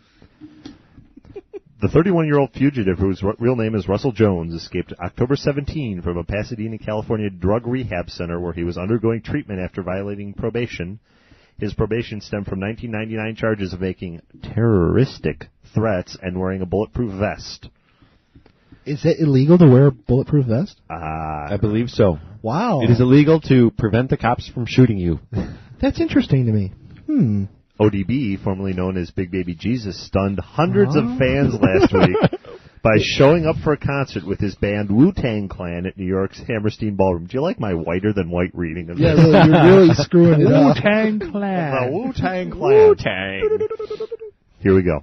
I can't stay on stage too long tonight. The cops is after me, he told the crowd, saying he planned to become like a bird living off, quote, bird seeds or whatever, you'll see. Yo. His career as a fugitive came to an end late on Monday in a McDonald's drive-thru lane in Philadelphia, where a policewoman happened to spot him in a 1991 Mitsubishi Galant with New Jersey license plates, ordering bird seeds or whatever. You can get that at McDonald's. Yeah, that's number 11. Did he have big speakers in the back of that Mitsubishi? But they screwed up the story by giving away that it was a Philly McDonald's in the headline of the story and putting it was a McDonald's restaurant in the first paragraph. They ruined the headline. They ruined it. They ruined the catch at the They ruined the story. The punchline. They're not writing for punchlines at the Reuters. Oh. They're writing for content. We twist it. Well. The side note to ODB, Old Dirty Bastard. Old Dirty Bastard. Or Big Baby Jesus. No, he was Old Dirty Bastard. He legally changed his name to Old Dirty Bastard. Then legally changed his name to Big Baby Jesus. Then legally changed his name back to ODB. Old Dirty Bastard. I guess once you do it once, you have all the you can figure out what the forms. And just do it really quick. It's pretty much it's a rubber stamp policy at this point. So. I think we should legally change your name to Crispy. No. I think he should change his name to Old Dirty Bastard. I really like that song, Baby I Got Your Money, off of his last album. That was a good tune. Not to be confused with Bitch Better Have My Money. Have My Money. From, was it Dr. Dre? No. Might have been Dr. Dre. Bitch Better Have My Money. Who did that? I don't know. Well, We're all ethnically challenged, aren't we? No, it was just a long time ago. If I may geek out for a moment with Jeff. Yeah, what? Oh, no. J.K. Rowling writes, last chapter of Harry Potter Book 7. Yeah. Huh? She only wrote the last chapter. Harry Potter author J.K. Rowling has written the climax of the final book in her projected 7-novel series. She refuses to disclose the details of the conclusion and will only say that the last chapter of Book 7 was an act of faith to show herself that she really will get there in the end. In the meantime, Rowling continues to work on Book 5, the sequel to Book 4. And just a side note. Yeah. Since I've now heard an audiobook, it's rolling. Oh, is it? I'm sorry. Yeah. Well, then, Rowling continues to work away on Book 5. However, this novel Order of the Phoenix will not be completed by next summer as originally planned. It may not reach stores for 2 more years. She's gonna keep a triple encrypted copy in her safe. Rowling says she wants to take the time to make Book 5 as good as she can. Hints of what lies ahead. Readers will discover why Harry returns to the Dursleys each summer. And she has also revealed that Ginny Weasley, the younger sister of Harry's best friend Ron, who has a crush on Harry in the first 4 books, will play a bigger role in Book 5. Naughty bits. Yeah. Well, he's got to have a love interest eventually. Sure. And the last one kind of tanked on him. Her boy, the guy he was a rival with, I shouldn't say. No. I shouldn't say. Potter fans can also look forward to the film version of Rowling's first novel, Harry Potter and the Sorcerer's Stone. Production of the movie is now underway in UK and will be released in Canada, US, and Britain, November 2001. Anyone else? No? We should stop there. I have a story about Fox doing a new television show about zombies in college. But it only lasts 3 episodes. And what? Yeah. It sounds like a perfect fit for Fox Television, a heartwarming tale about a decomposing college co-ed who eat each other's brains for sexual gratification. Zombie College is the show. Well, isn't that what the Night of the Living Dead is about? It's an allegory for... Night of the Living Dead is an allegory for communism. No, right. No, that was Invasion of the Body Snatchers. What's Night of the Living Dead? Night of the Living Dead is sex. Okay. Night of the Living Dead is sex. Invasion of the Body Snatchers is communism. But actually, it does have some potential. Icebox.com announced Tuesday it sold its popular animated series Zombie College to the Fox network, marking the first time a major network has purchased something from a made-for-internet company. The series... that's RadioTiki.com. RadioTiki.com. The series about a regular guy who attends school with the living dead was developed by Eric Kaplan, a writer for Futurama. Zombie College has aired on Icebox.com since March. The big question is, who's decomposing faster, the wacky college students or Icebox.com itself? On the day of this announcement, the company laid off 50 of its 100 employees. Mm-hmm. Oops. We're going to work for Fox. Blah, blah, blah. I'm going to... Exactly how all the brain-eating and decomposing fun translates to real life, major network television remains to be seen. But Kaplan said Icebox helped get the strange idea off the ground, making it easier for the suits to visualize. I think it's hard to say off the bat that this is a romantic show, but instead of having sex, people are going to eat each other's brains. It's very tender and touching. Yeah, right. You're listening to the Great Radio Tiki Experiment, www.radiotiki.com. More brains. More brains.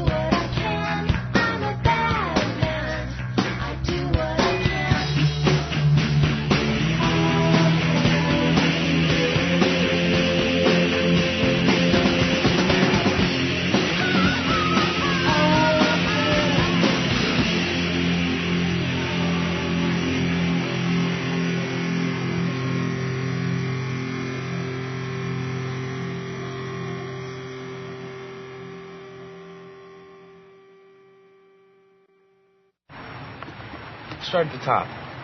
Where'd you get your powers? I got my powers from my father. Oh, okay. Who's he? Have you ever heard of Carmine the Bowler? Have we ever heard? Cool. Blimey, miss, don't tell us you're the bowler's daughter. Seem to remember there being a little controversy around his death. That's right. The police said it was an accident. He'd come home late one night and fell down an elevator shaft onto some bullets. You know, I've always suspected a bit of foul play. As have I. If you want a disturbing read, I happen to have a copy of the Ben Stiller, Janine Garofalo relationship book that they put out. You know, it's obviously a comedy piece, but, you know, it's to showcase their own styles and all that. But it's really kind of twisted and weird. I'd love to sit and talk with Ben Stiller for about 3 hours just to see if he's really like how he portrays in the book and in interviews and such. Has anybody here seen this? I forgot what it's even called. I mean, I recall there was such a book. Yeah. Apparently Janine Garofalo is like she speaks of in the book. Oh, yeah, I think so. Now, the thing that I'd like to confirm, and perhaps you can help me out with this, anybody here? No. The book talks, the first 2 chapters talks about how they were in a relationship together. And, you know, what a disaster it was and how they really hate each other. It's actually quite funny. Were they really in a relationship? Did they really date? Dennis Miller? No, not Dennis. Whoa. Janine Garofalo and Ben Stiller? Chris? Yes, for like 5 seconds. They dated for 5 They seconds. probably had one date, and then they decided, hey, let's write a book. That's a direct quote. They dated back when they met each other on the Ben Stiller show. Oh, okay. For like 5 seconds. There's another show that needs to go on DVD. How many episodes of that was there? 6. It wasn't 13? Yeah, I thought there were 13. 13. It's on FX. I don't get FX. Is it? I have the shittiest cable system in the world. At least you get a picture. What time is it on and what day? I don't know. Of course, I don't have TiVo or anything. That's Radio Tiki, your information resource. I don't know. You got And then I gave him one of these. Yeah. It is time on the Great Radio Tiki Experiment for our regularly scheduled segments. I was going to bump them real quick. Huh? I was going to bump them real quick. Oh, that's right. Go ahead. Maurice wasn't here last week. Yeah. I kind of missed this in the entertainment. I was going to put it in there, but we had a lot of stuff. Sure. It was so I was just stuff heavy. Quickly, yeah. Tell us about your field trip. Yeah. Well, I went down into the city, into Lincoln Park. Sure. Sure. Yeah. To the Park West. Lincoln Park West, in fact. Okay. Where Nina Gordon was playing in concert. Nina Gordon, formerly of Veruca Salt, of which you just heard the song "All Hail Me." Of course, that was Louise Post's song, so not representative of her songs. But in any event, it was a pretty decent concert. Actually, she did very well. Actually, I'm not like I don't have the album on like heavy rotation in my normal listening stuff. Sure. So I don't know all the words to all the songs, but it's not required. Most of the concerts I go to, I'm like that. Oh, most people are like that at most concerts. But in any event, she performed the songs very well. She has a very able band backing her. Nobody from Veruca Salt then? I believe the drummer was the second Veruca Salt drummer, Stacey Jones, who was formerly in Letters Cleo before that. And she's picked up some other guys that I don't know where they're from. But I mean, I'm sure roundabouts Chicago, a couple of them. But yeah, a very able band. The only problem was that the Park West they had our mic down a little. They did the Chicago mix to the way, which is basically instrument heavy. But in any event, was it worth missing last week's show? Yeah. Oh yeah, it was definitely worth it. Her original song, she just played stuff from the album. She didn't have anything new to give us yet, but she just played stuff from her album. And I'm actually going blank on what the rest of my life. That's the album, or is that just the song? Okay, so that is the name of the album, and also there's a title track, which is the first single. What's it again? No, we just can be drumming up business for it. Well, you kind of mumbled it. I didn't hear Tonight and the Rest of My Life. Oh, there you go. That's why I That's also the first single off the song, which you may have heard on your Adult contemporary. I guess adult contemporary stations. Outside of Chicago, you haven't. And she also played 3 Veruca Salt songs, of course, ones which she wrote.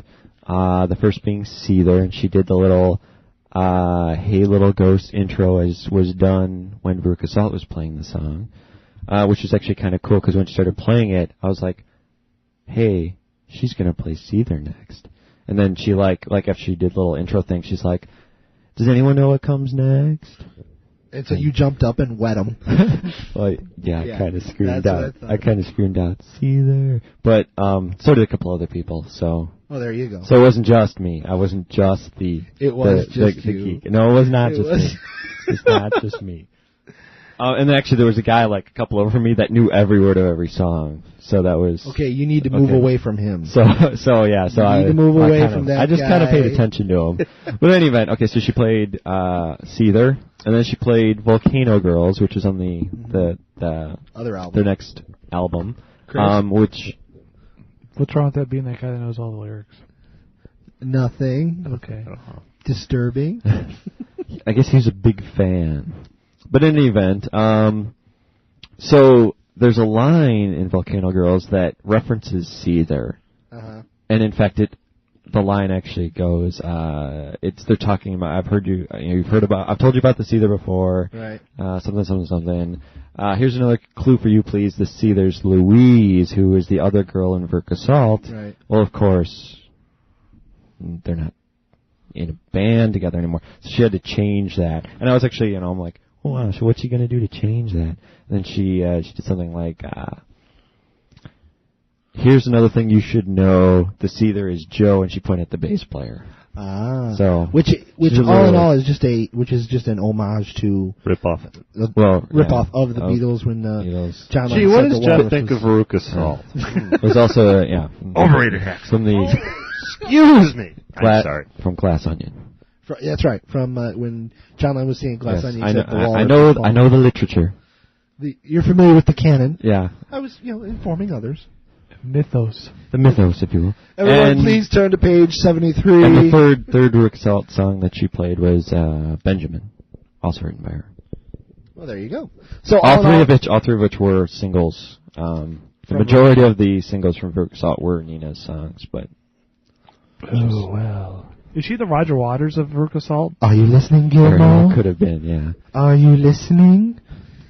So good time had by all. It was a good time. And actually the best part of the show was that as we were walking in, we saw signs on the doors that said, the artist has requested that this be a non-smoking show. So interesting. So you will not be allowed to smoke during the show. That never happens Park in Chicago. West, a smoke-free venue to begin with. Oh, it is? There you go. That's I swear the last time we were there, people were smoking. Well, it is. Weed. Yeah. If you get there early, they have the big screens of Yeah. I have issues with the Park West. Parking being not the least of them. Yeah. No, parking being pretty much the most of them. Yeah. There is no parking. Right. That's the problem. Anyway. So anyways, on with the regularly scheduled. Well, unless No, I just had a side comment about Chicago shows. I know we're killing people all over the world, but listen. Yep. Are you going to even go down to the madness of the Smashing Pumpkins show? No. Was that even a question? The last time I saw the Smashing Pumpkins was when for that new album Gish. No, it was when Garbage opened for them, and I went to the concert because I wanted to see Garbage play, not the Smashing Pumpkins. But I stayed to see the Smashing Pumpkins. Sure, why not? And actually, the time before that, I saw the Smashing Pumpkins they were in a Lollapalooza, right? I saw them at whatever Lollapalooza they were, that quote headliner. I found it strange that all of the networks were talking about the Smashing Pumpkins. Oh, yeah, well, that's a Chicago thing. I didn't think right they were now. that big a deal. Well, they're all trying to be hip, all these stations. It sweeps and the spewy cams played out. Oh, okay. Yeah. And well, at this point is where I mentioned, I'm outlasting Billy. Oh, yes, Maurice did outlast Billy. Of course, I have a few years to catch up. Yeah, but he's I'm still around. He's going to go on to do some solo stuff. So, well, he's taking some time off first. Of course he is. You mean he's going to grow his hair back? I doubt it. There's a reason why he cut it off. At least Jimmy Ehas got that solo career to fall back on. Yeah, James Ehas solo. Okay. All right, shall we begin our regularly scheduled segments? Oh, please. Dear God. All right, this week from the Texas Department of Criminal Justice, offender number 579, Russell James. I am entertaining requests for Russell James, who was executed September 19th, 1991. Corn! That's my steak. All right, Jeff says corn. Maurice says steak. Corn's my joke. He beat you. Oh, bastard. Broom corn? Huh?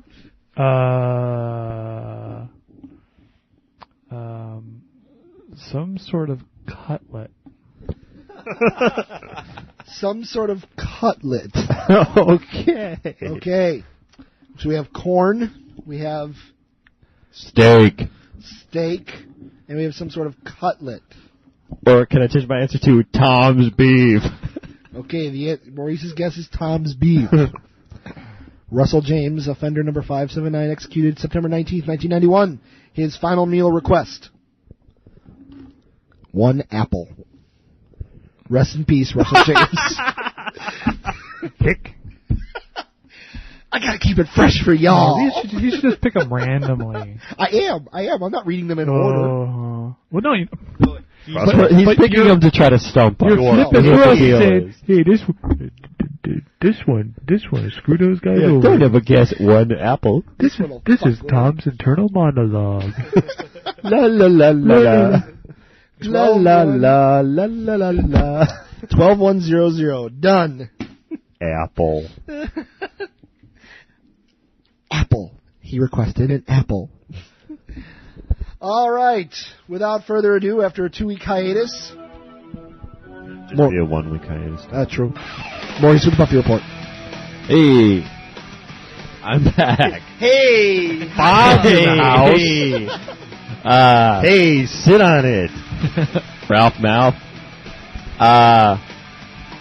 Yeah, I'll have try to have a quick summary of the 2 weeks.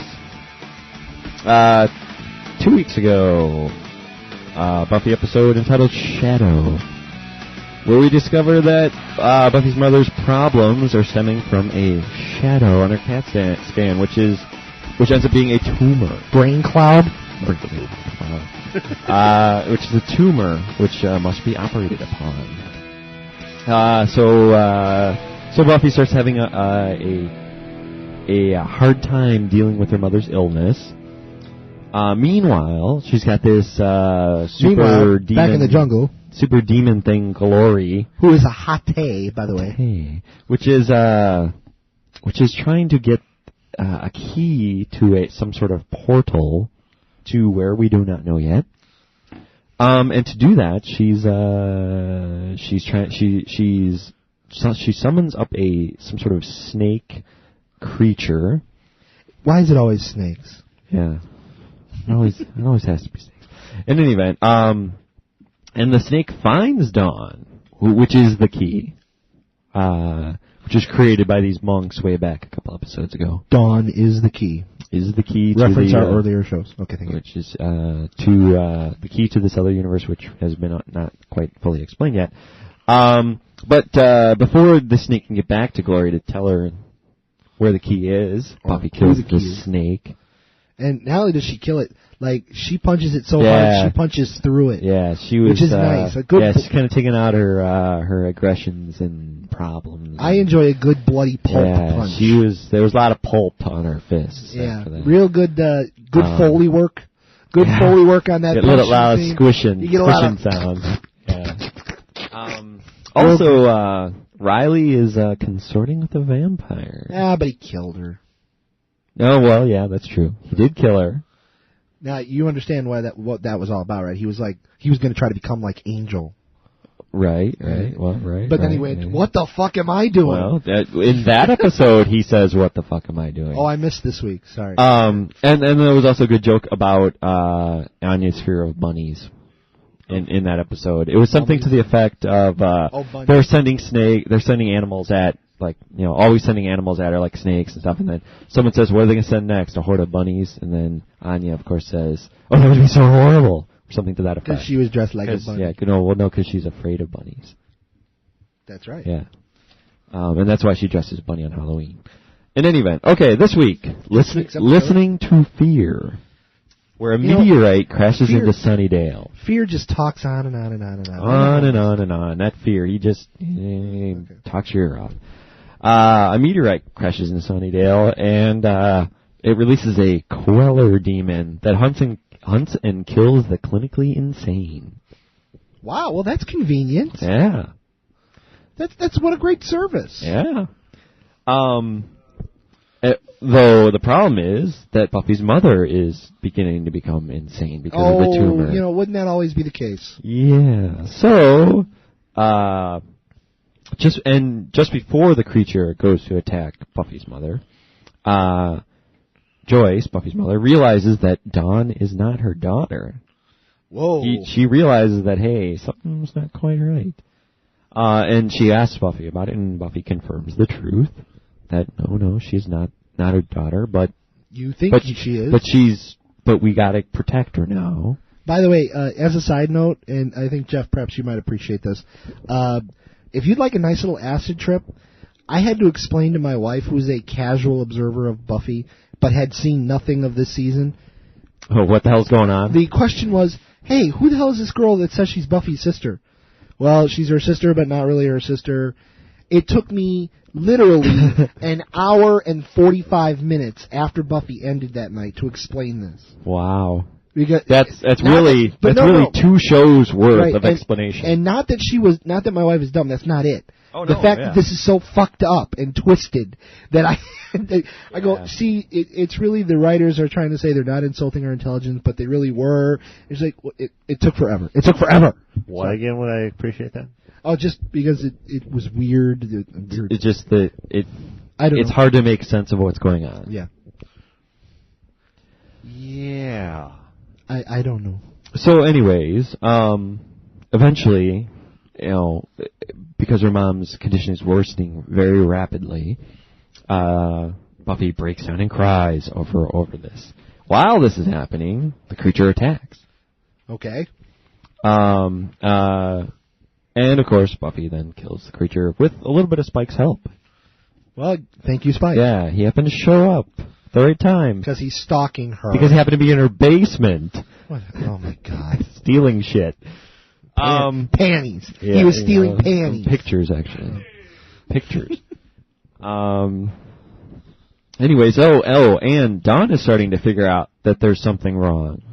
She's starting to put together the occurrences of mad people, insane people, saying that she doesn't belong, that she's not real. So she's starting to suspect something's up and that there's something wrong with her. Also, Riley finds another vampire chick. All these hottie vampires. And in this episode, he's letting her bite his arm. Ah. And he does not kill this one. Interesting. Yes. Oh, and in the end of the episode, the punchline was that some guy that works for Glory, well, he actually says, he used to work for her. He was cleaning up her mess. Apparently, part of what she does makes people insane. Oh. So he released the demon to try to get rid of the insane people that she created or something. Right. That part of what she does is she's really insane herself. Yeah. And then she does this thing and sucks the sanity out of other people. And then she's normal for a while and leaves a babbling Hulk behind her. Right. So there you go. Alrighty. I've had relationships like that. I'm sitting here looking at you. Wait a minute, come on. There's the true punchline right there. That's all of Chris's relationships. Next week, we start the reruns. Rerun of Buffy versus Dracula, the first episode of the season. So we'll probably get about 4 weeks of reruns. All right, I guess I can start watching Frasier then for a while. Italy's Prime Minister, Minister of Finance? There you go. There you go. Chris referencing earlier stories. And then I'll actually get to watch Dark Angel, because Angel will also go into reruns as well. Sure. Not too much to comment about Angel, except that the story is becoming very compelling. The whole Darla just drew a huge blank. Darla being human and you know what it is? I'll tell you what the problem is. Your pre-show ritual of imbibing as much sugar as you can possibly cram into your pancreas. This week you altered that by having sugar this week. This week you altered that by having some sort of meat product. So you're recommending more sugar. More sugar for you, sir. Looking at this. Is it the zone diet? Yeah, normally Maurice does the peanut butter jelly Coca-Cola brownie dinner for the show.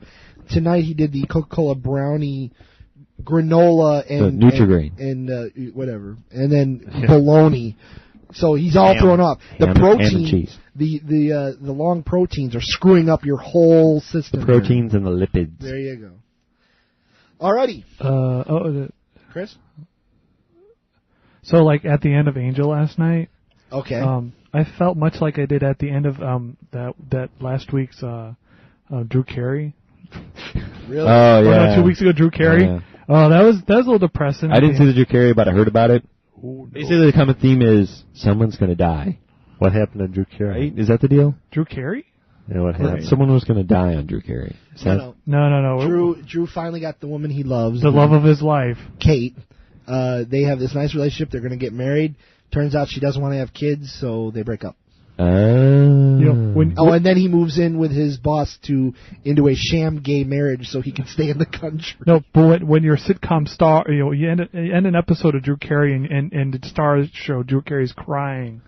That's just never good. Yeah, crying on the sitcom, not a good idea. Not a good idea.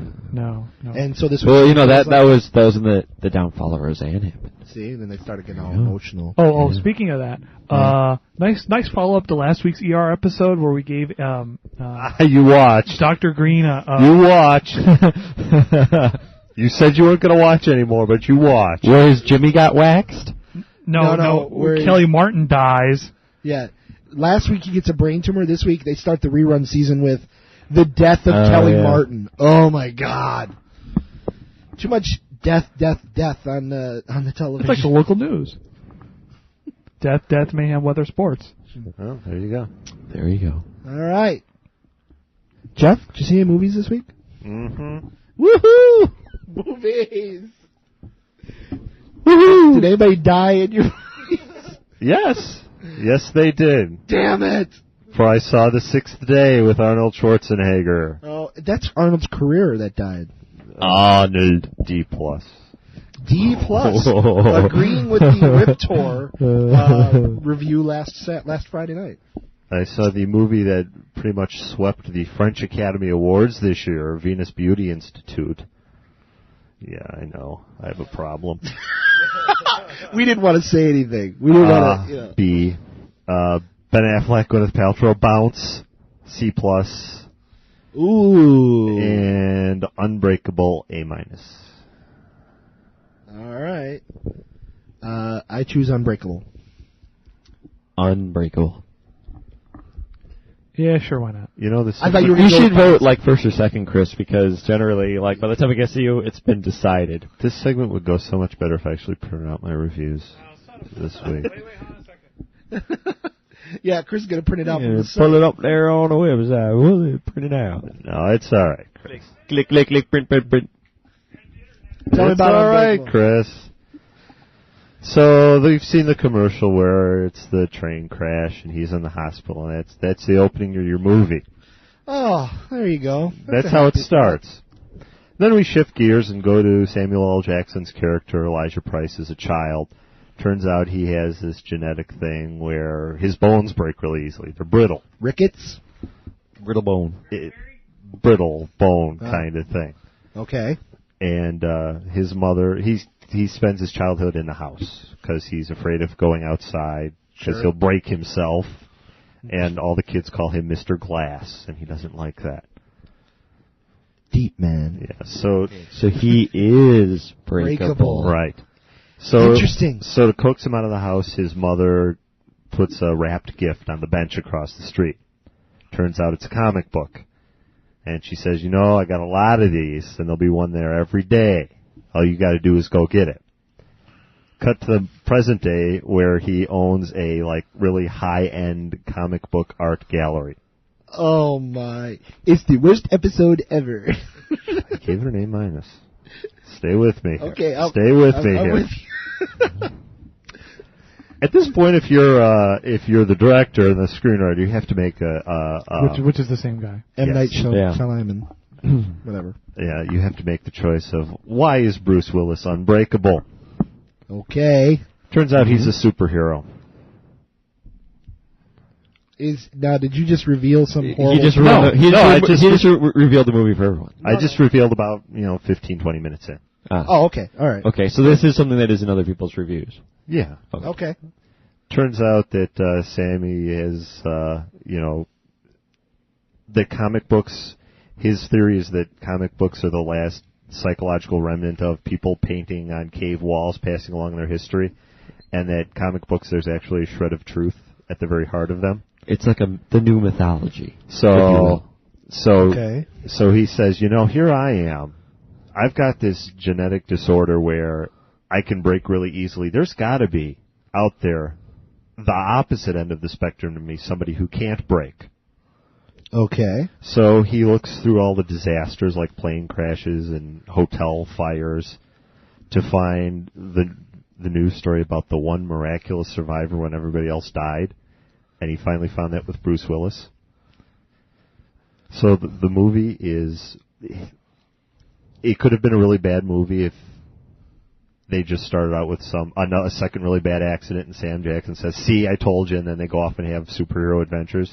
That's not the movie. The movie develops really, really slowly, and scenes are played out way too long, just to underscore the fact that Bruce Willis is just this supremely average guy. Right. Yeah. He has a job as a security guard, and Samuel L. Jackson's like, did you ever think about that? Of all the choices you could have made, you chose something to protect people. It was minimum wage. And Bruce Willis goes, it's just a coincidence. And the movie is about him trying to decide whether or not he believes that he is truly unbreakable and a superhero. Does he go and test it? Does he go and jump off something? Did someone shoot him? That is an excellent scene in the movie. No, nobody shoots him, but there's an excellent scene in the movie about that. Ooh. All right. See, he's got a marriage that's falling apart, and his wife takes the whole "you survived the train crash," and get Shorty flashback here. The whole train crash as a sign to give the marriage a second chance. Okay. And he's got the son, in the middle of a potential divorce. That's not really good for the kid, so he just compensates by absolutely worshiping his father. Okay. And it sounds silly. I trust your reviews, but it sounds silly. It could have been silly if it looked like a comic book or if it was paced like a comic book. It's paced like a serious drama. And it's marketed that way, too. Yes. Right. And since this is from the guy who did The Sixth Sense, it's going to have a twist ending. Well, you don't want to reveal it, though. The twist ending plays fair with the rest of the movie. Okay. If you go in hell-bent on finding the twist ending, there's enough clues where you could figure it out. Right. But it's not something completely obvious, like The Sixth Day, not The Sixth Sense, but The Sixth Day has a twist ending that is really obvious. Even if you're not looking for it, this isn't like that. Oh, you mean... Arnold Schwarzenegger is the clone? Yes. Okay, there it is. Sixth Day, Schwarzenegger... You got to see that one coming. Schwarzenegger plays a guy named Adam Gibson. And for the bulk of the film, you follow two Adam Gibsons. Right. One of them is the one you actually follow, and the other one's the one that he's, peering in the window at. Chasing, right. And you first see the one you're following as he wakes up, really disoriented, in a taxi cab, miles away from where he started. Maybe he's the clone. I honestly thought it was supposed to be a given and that it was understood, but then the end comes and it's some sort of big dramatic reveal that that's the clone. Arnold needs to pick better scripts. Arnold needs to quit acting, as I say in my review, because he's getting too old to be an action star, and watching him mangle the English language is no longer fun. Get down! And he's too freakish to be a suburban dad. Yes, I say that in my review too. He's this pilot. He's just a pilot with a charter company, and he's completely ripped and buffed and kicks ass in every fight and can shoot people from halfway across the room. Commercial pilot gets in a lot of fights? Yeah, those bush pilot guys.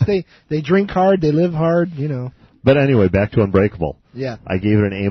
That is completely irrelevant because, as you can probably tell from the plot synopsis I gave, this is either one of those movies that you will get or one of those movies you will not get.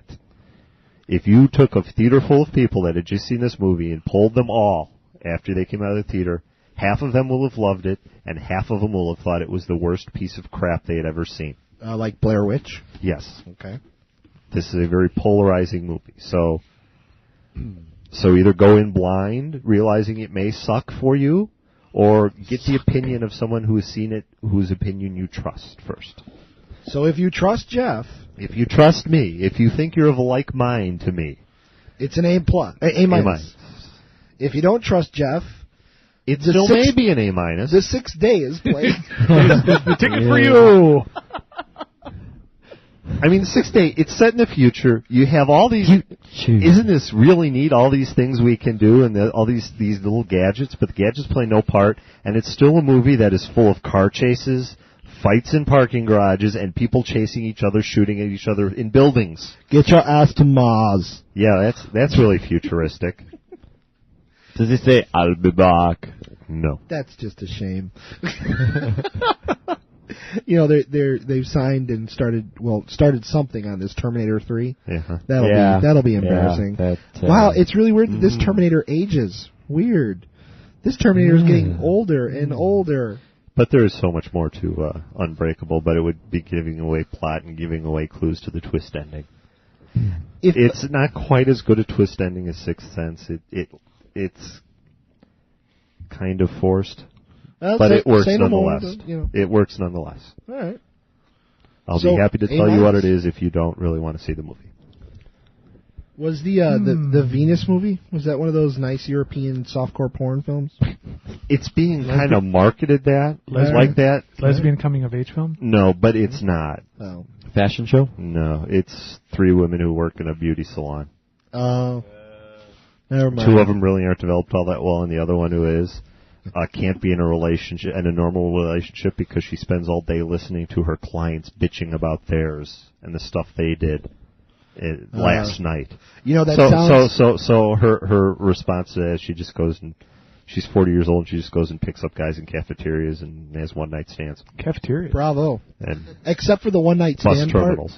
Except for the one-night stand part, it sounds absurd, but you wouldn't believe how often that happens to therapists and stuff. Sure. Like, a lot of coworkers and such of therapists will tell you that they can't have normal relationships even with each other or with family members because they hear it so often. Mm-hmm. It ruins you. You want to go home and not relate to people at all. Yeah, this movie was nominated for 7 French Academy Awards in 6 different categories, won 4 of them, including Best Picture.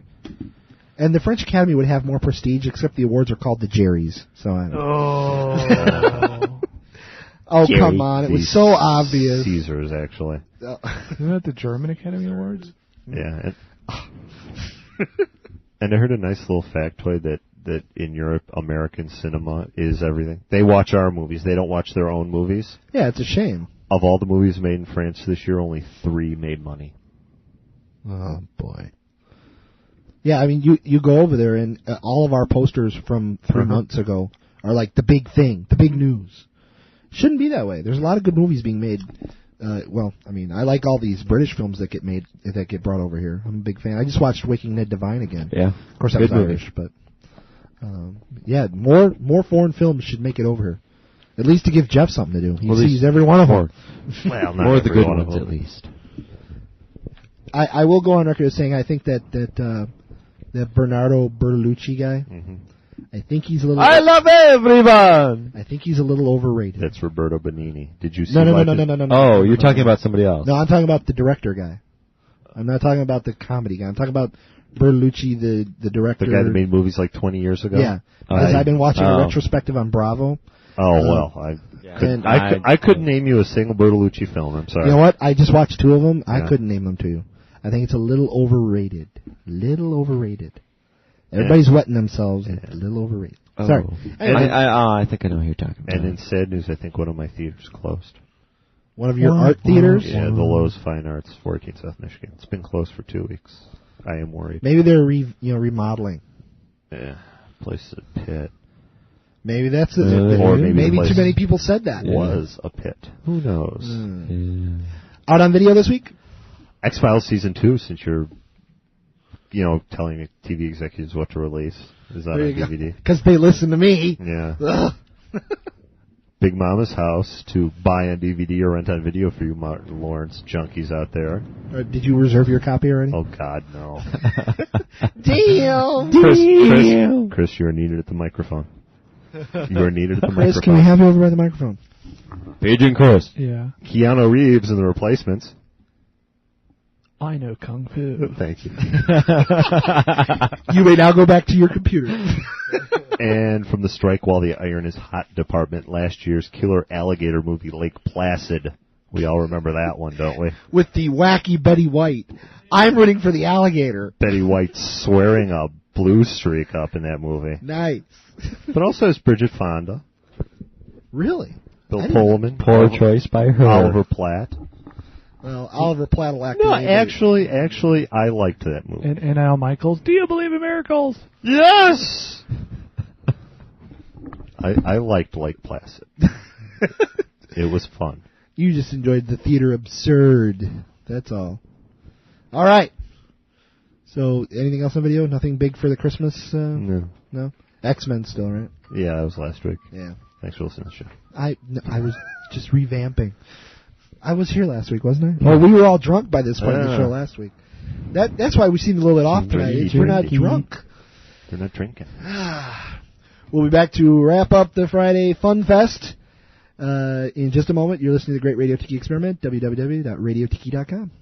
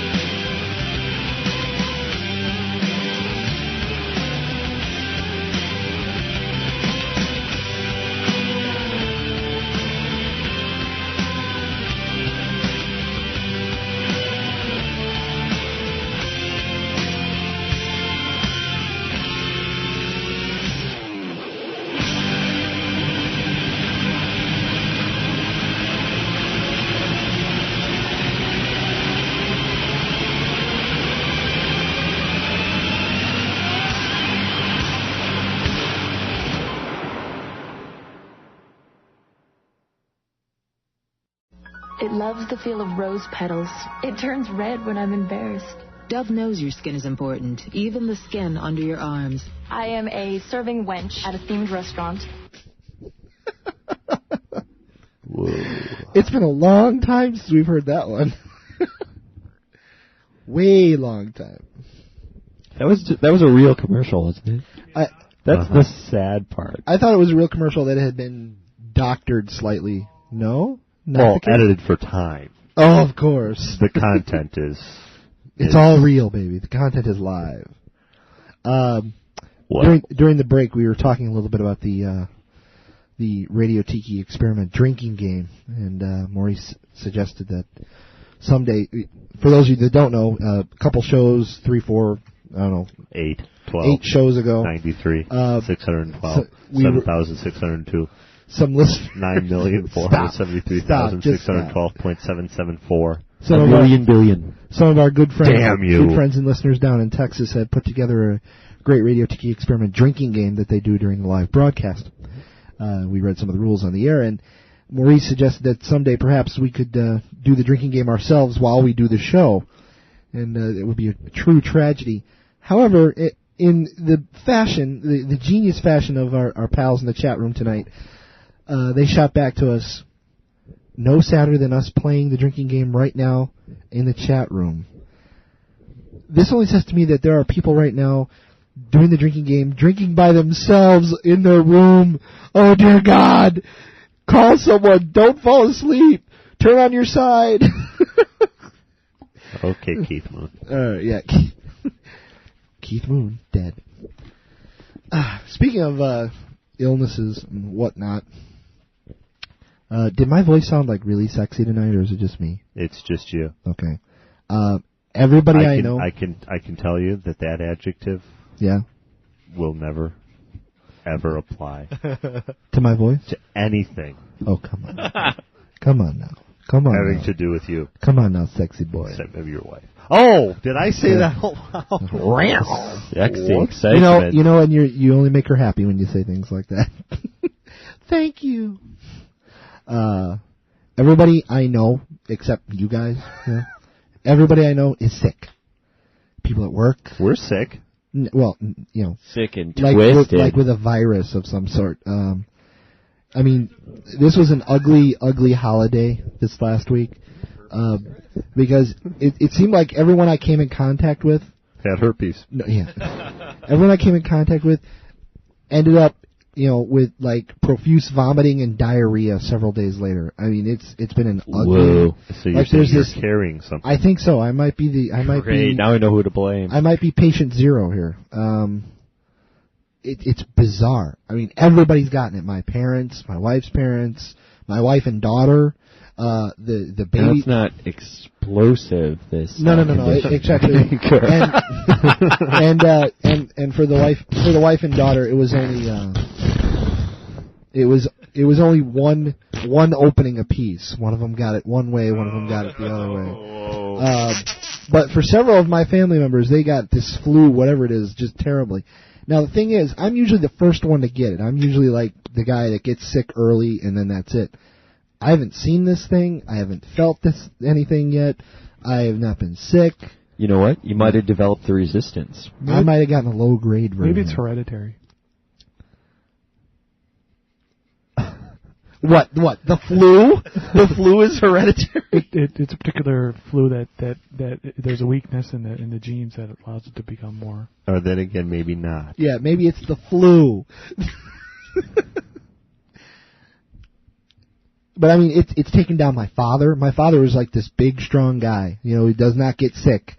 I called the other day to see if he wanted to have dinner. I'm really sick, Tom. I'm not going out. I'm not going anywhere. Oh, excuse me. I mean, when it takes down my father, it took down the babysitter. You know, we have daycare for Alex during the day, and it took her out for 3 days. Single. Usually not. Gotta work it, Tom. You gotta work it. For God's sake, any cute single woman listening to the show, for God's sake, mail toast at radiotiki.com.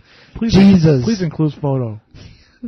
There you go. Or photo of yourself, not just a photo. .com. Don't make me out to be the only sad, pathetic. You want to make some more fart noises? No, let's.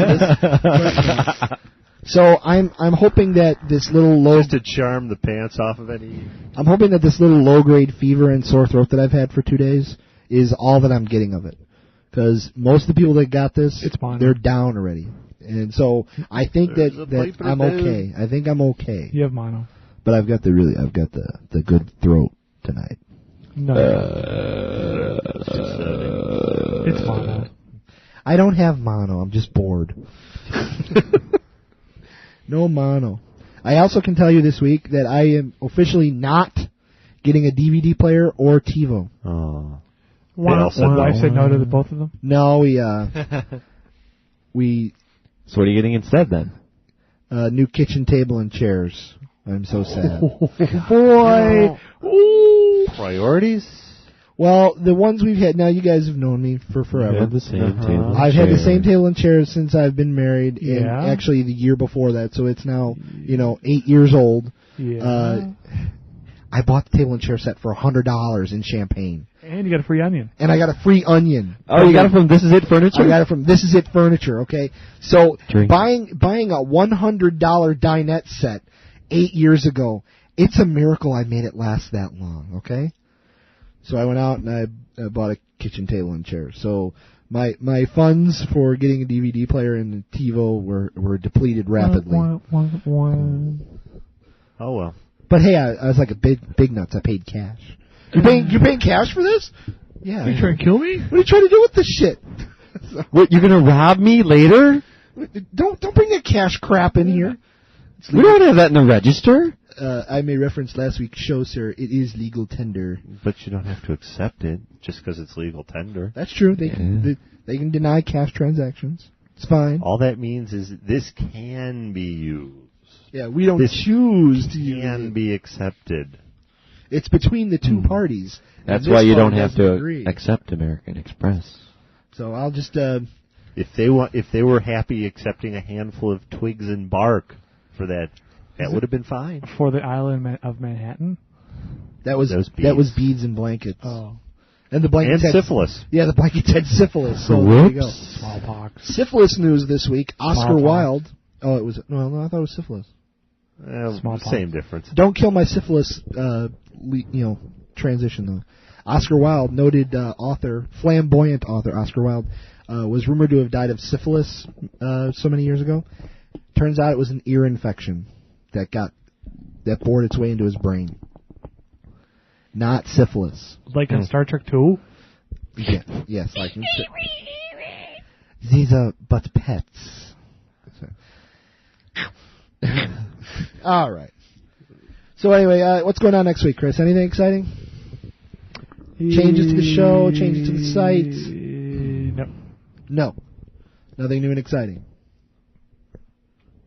No. Okay. Maurice, what about you? Same old stuff. You going to do a Buffy rerun? I think you should do a new show when it's in reruns. Why don't you do like Dark Angel or something? I unfortunately have not been watching Dark Angel enough to know the background enough to... I think they might give you the first episode next Wednesday. Well, Dark Angel started like 3 weeks before...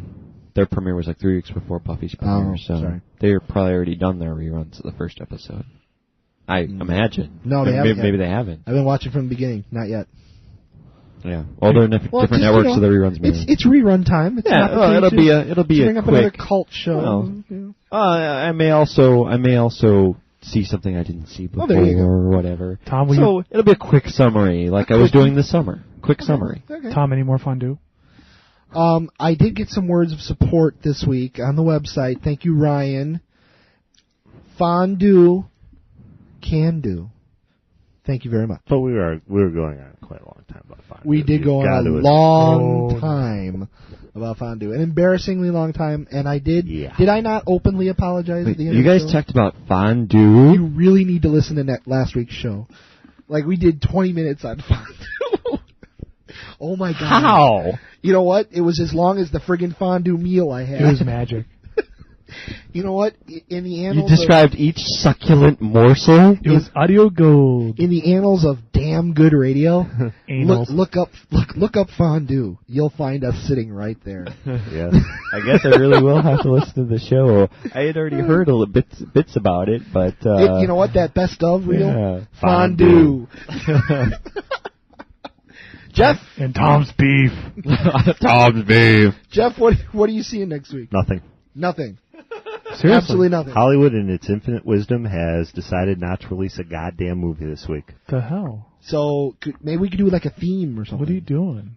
What are you going to do with your life? What's the theme? You should review like 3 classics. Why? I don't know. Share your infinite movie reviewing talent. I think you should stay home and read a book. There you go. Review a book. Okay. Oh, wait, no. Stereotypical end of middle of December kind of things. You know what to do. What? You got to start making your lists. Yeah. Well, you can start making it, but really... See, I don't live in New York and L.A., so I have to wait probably until February to make my best of list. Yeah. You know, this actually brings up a good point. We've got a couple of events sort of coming up in the next few months. Number 1, year-end. We could do a little year-end wrap-up, a little Christmas something or other. But given the effort we make on other holidays, I don't think it'll be any big deal. The other important thing we have coming up... We could have a party. Sure. In the studio. All right, Chris, we just volunteered your studio. That's probably for a party. 1 year anniversary. Well, that was the other that would be the best. We got the 1 year coming up in 2 months, right? 2.5. 2 months. 2 months exactly. 2 months. Now, I know that seems like a long time away, but... You know, start thinking about what we might want to do for that show. Something special. We could have a big party, and people could start making travel arrangements. Oh God! Oh gee, I would be really disappointed if people showed up and we had a sucky show. Hey, how's it different from normal? Yeah, we tune in and you have a sucky show. Damn. Why'd you expect this to be any different? When they show up here and they go, "This is what you do. This is where you do it." That's what it looks like? Oh, my it's God. It's a fucking coffee table. It's a coffee table and a couch. Oh, my God. Wait. No. I know you're a guest, but you can't sit in that chair. That's where I do the show from. That's Jeff's comfy chair. You can't sit there. You travel 2,000 miles. You have to watch your legs on the couch because we're sitting in front of it. Yeah. So we need to start... Can't sit on the chair, can't sit on the couch. We need to start thinking of special things we can do for the 1 year show. It's a well-appointed studio. With 1 bathroom. A well-appointed studio with 1 bathroom. But and single. It's got a couch, a love seat, and a comfy chair. And a half a bottle of gin. Baby. Rock on. All right. Well, then we've done 3 hours here. Let's wrap it up until next week. Anything special that I should know about before we kill the show? All right. Take that as a no. You've been listening to Great Radio Tiki Experiment. Join us all week long at www.radiotiki.com. This week, I am back at work full time, so I will probably have the IRC window open on my desk somewhere. Drop by, say hi. I'll try to say hi. Another show meeting? Is that what you're saying? Sure. Yeah, Chris and I are using it for show stuff. All of a sudden, people are dropping by. Hey, are you talking about the show? Yeah. Hi. How are you? So be sure to stop by irc.radiotiki.com and join the Radio Tiki chat room or channel, whatever you want to call it. Also, you can email us at radio@radiotiki.com or individually. I am TOMB at radiotiki.com. That is Jeff at Toast. No, sorry, Jeff is Toast at radiotiki.com. Maurice is Maurice at radiotiki.com. And Chris is always Crispy at radiotiki.com or Webmaster or whatever. Or Chris or Root at radiotiki.org. Any other address which isn't valid. Yeah. Blah, blah, blah, blah, blah, blah, blah. Radiotiki.com. That'll get to Chris eventually. He'll see the bounce. He gets all the bounces, so if you try to mail it to bounce at radiotiki.com, try to mail it to those assholes at radiotiki.com. It goes right to Chris. So you may email us at your leisure next week, or leisure, depending on your country of origin. Sure. We will be back next Friday night, right around 8 p.m. Central Time here in America. Check your local listings for details. We'll see you next week. And don't forget to check out the Encore channel. Let's see, Maurice is back this week. Thanks for not leaving me hanging. I got used to leaving it out there. I was ready for it. There you go. So check out the Encore channel, Volume 2 on the Encore channel from now on. Good night.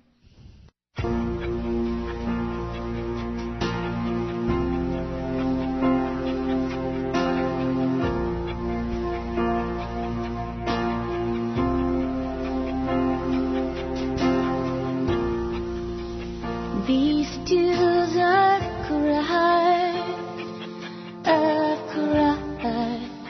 1,000 oceans,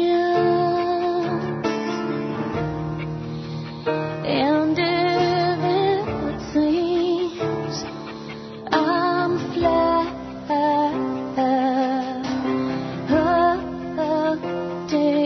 in the darkness, well, I can't believe that I will keep you from flying,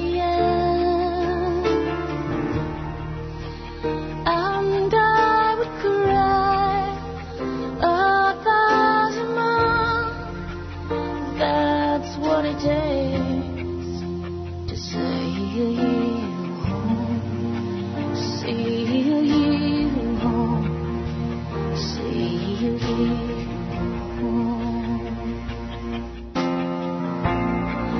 I'm aware of the rules are, but you know that I will run. You know that I will follow you over city, bury you through the soul field. You know that I will follow you, and if I find you, will you still remember playing at the trains, or does they slip down blue ball just fade away? Oversee you, bury you through the soul field. You know that I will follow you. I'm aware what the rules are, but you know that I will run. You know that I will follow you. These tears I've cried 1,000 oceans,